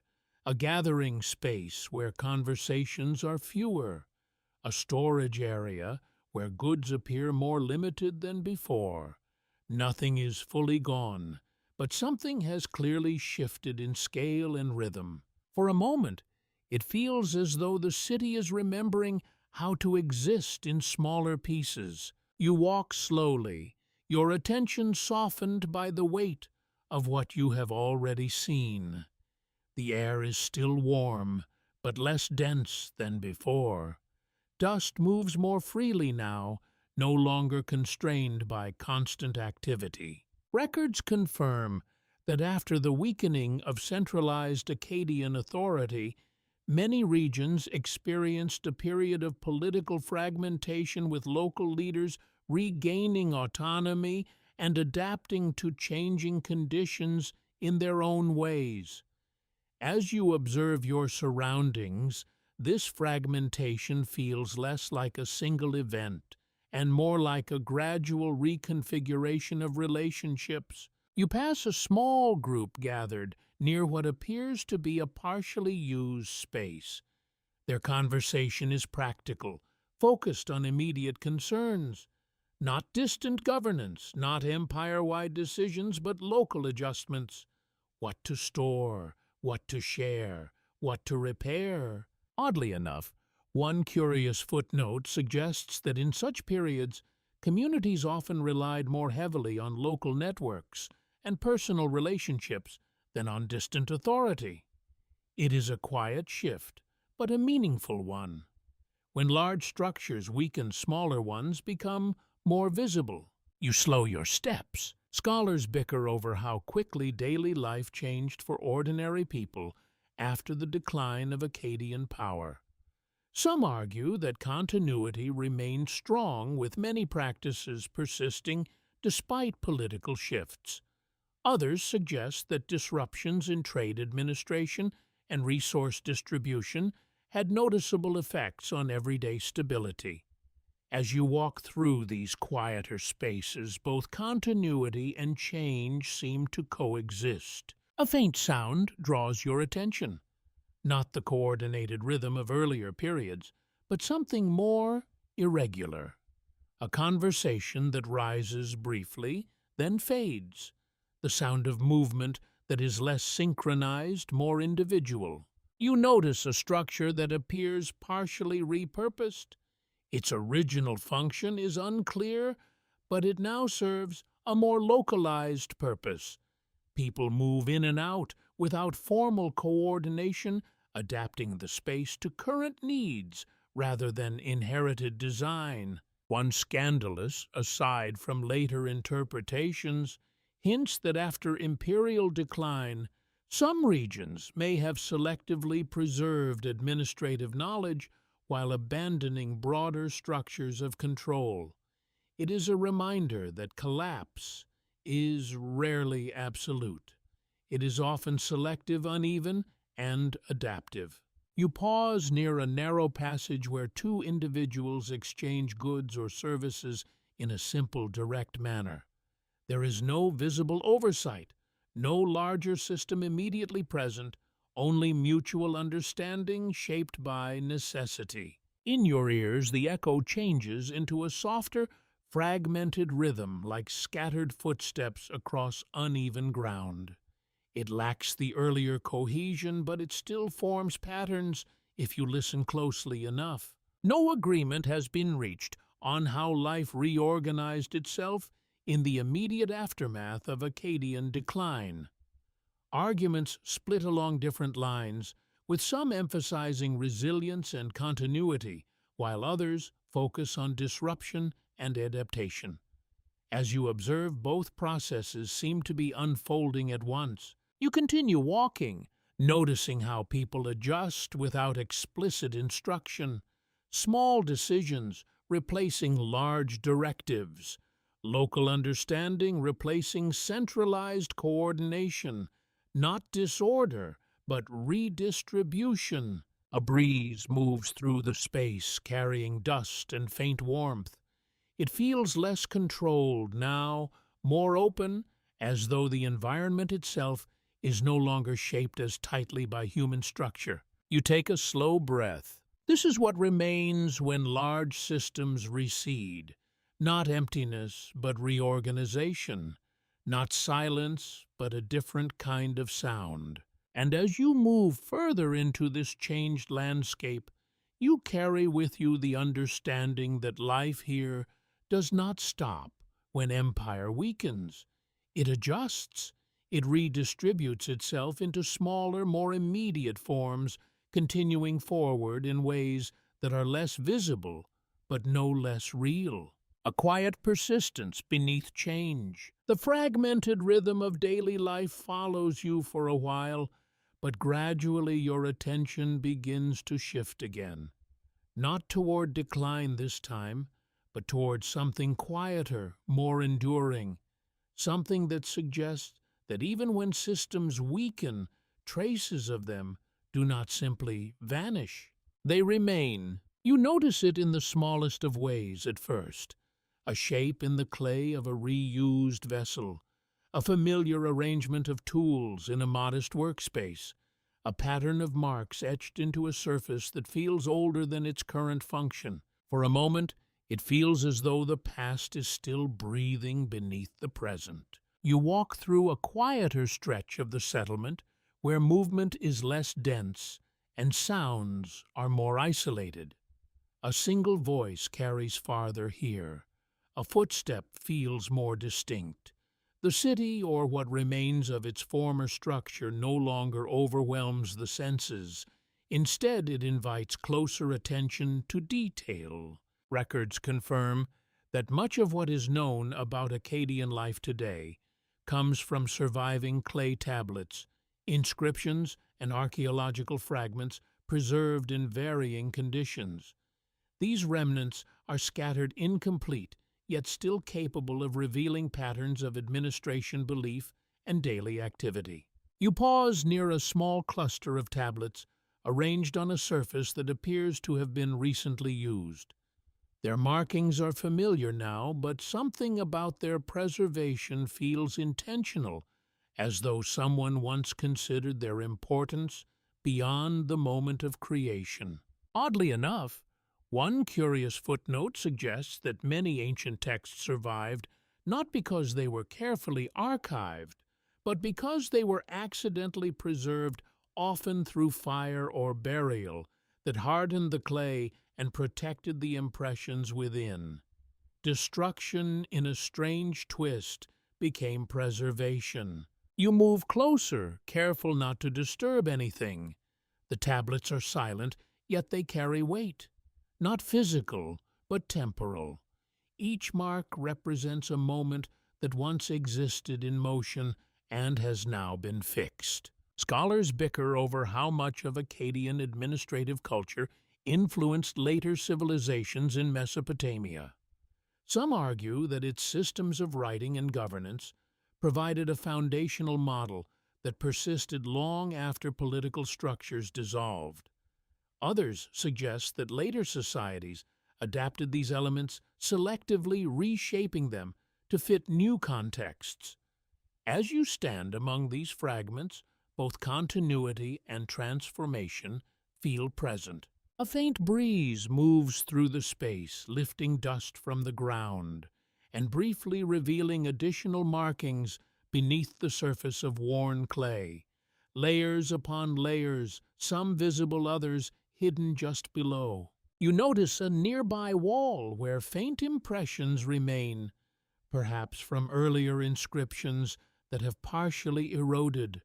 Even in fading form, they still suggest meaning, still hint at communication once intended to last. One scandalous aside from later interpretations hints that certain scribal traditions may have been deliberately preserved by small groups who valued continuity of knowledge even during periods of political fragmentation.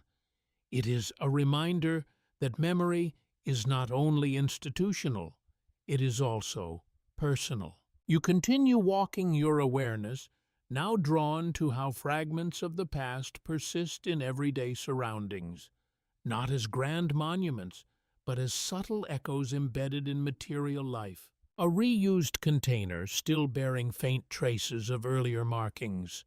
A familiar construction technique repeated without full awareness of its origin. A pattern of administrative thinking that continues even when the structure that once supported it has changed. In your ears, the echo changes into a soft layered resonance, as though multiple moments in time are overlapping faintly. Not confusion, but accumulation. No agreement has been reached on how consciously later societies preserved Akkadian cultural and administrative practices. Arguments split along different lines, with some emphasizing intentional continuity, while others highlight gradual adaptation and reinvention. As you observe, the boundary between preservation and transformation feels less distinct than either interpretation suggests. You pause briefly beside a surface, where faint impressions remain partially worn but still recognizable in form. You trace them visually, not touching, but acknowledging their persistence. The idea settles quietly. What was once part of a vast coordinated system has not disappeared entirely.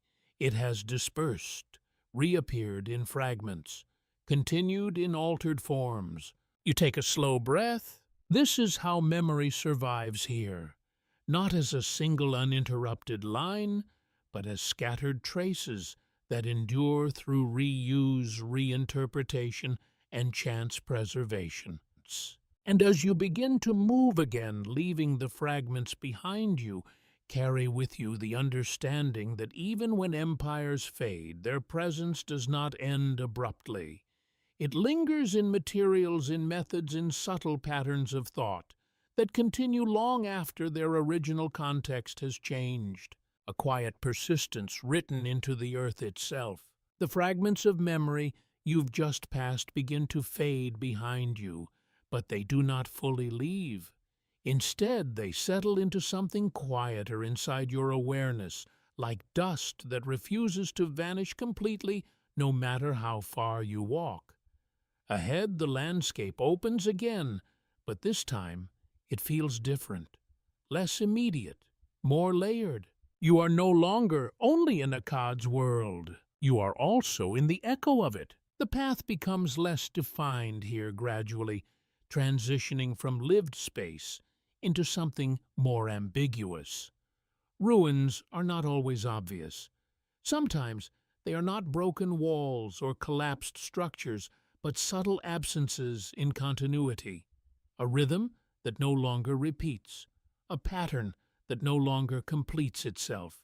For a moment, it feels as though you are walking through a memory that is still being assembled. Records confirm that much of what is known about Akkad today was reconstructed through archaeological work, including excavation of sites across Mesopotamia and careful interpretation of inscriptions found on clay tablets.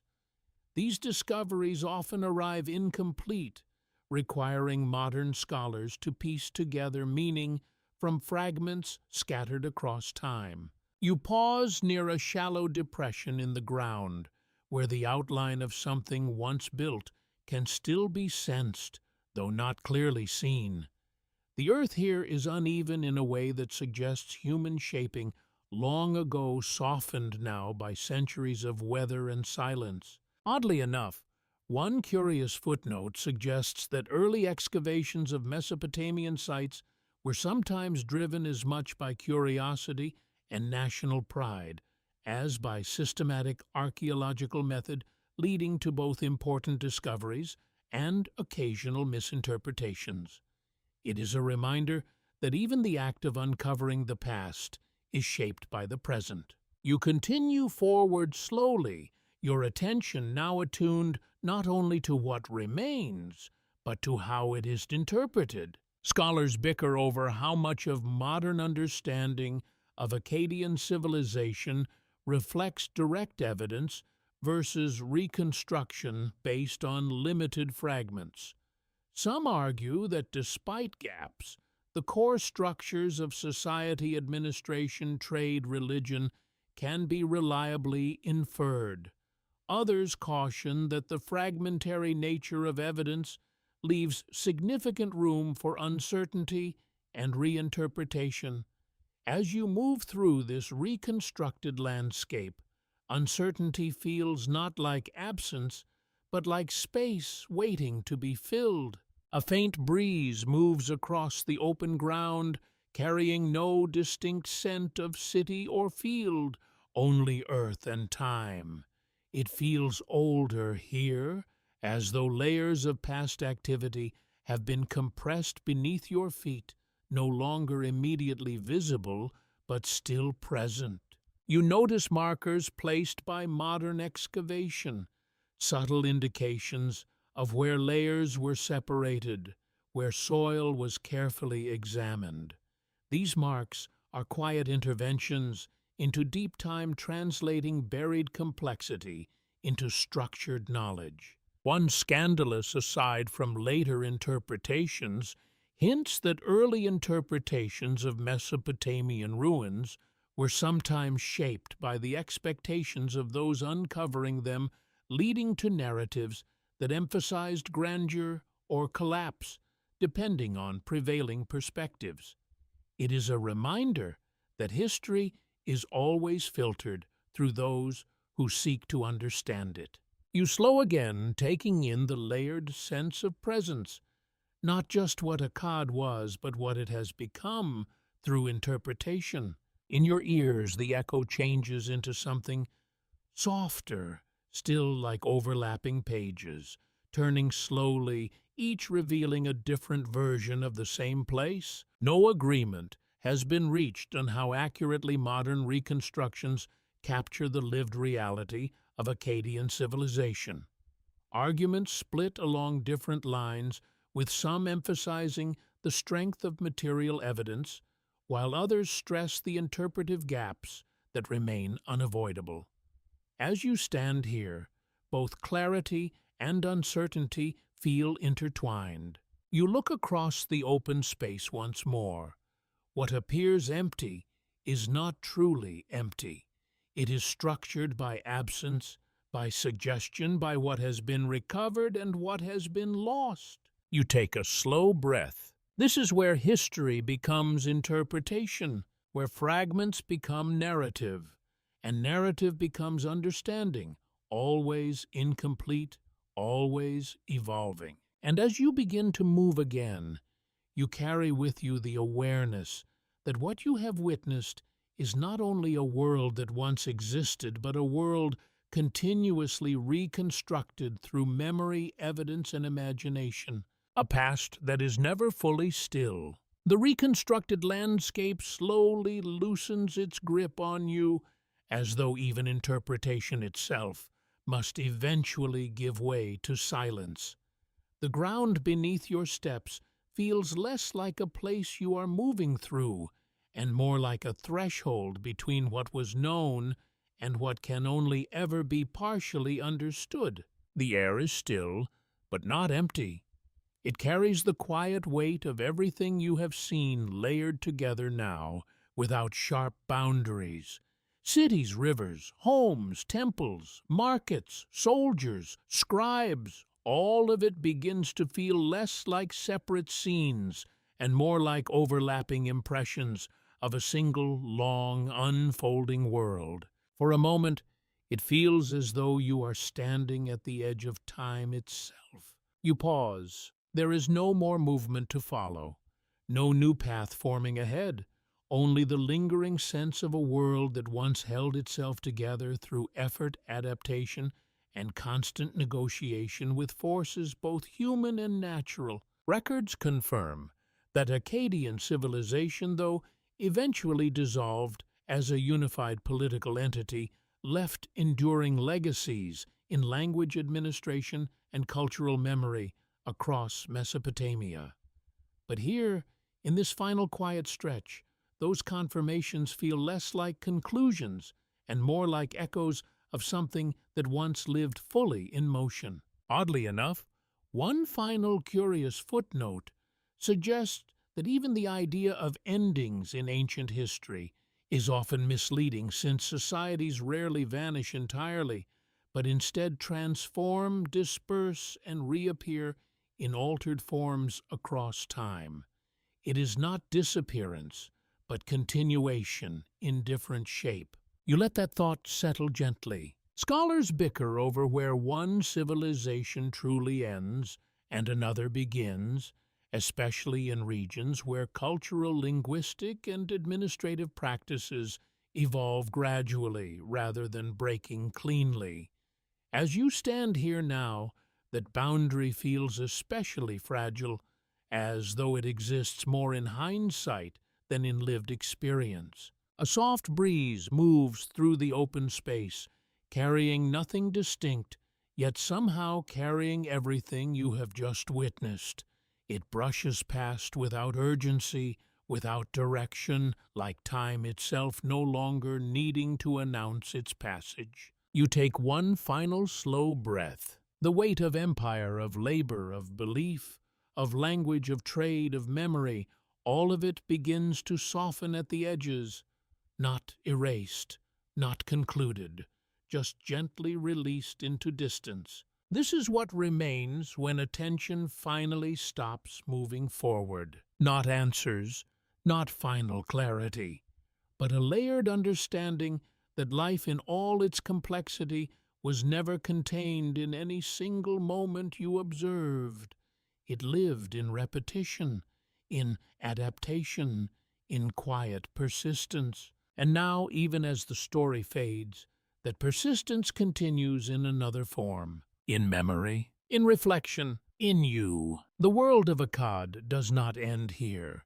It simply becomes quieter until it is no longer seen, only remembered. And as the last traces of its rhythm dissolve into stillness, there is nothing left to follow but calm. A slow, steady calm that remains. Sweet dreams.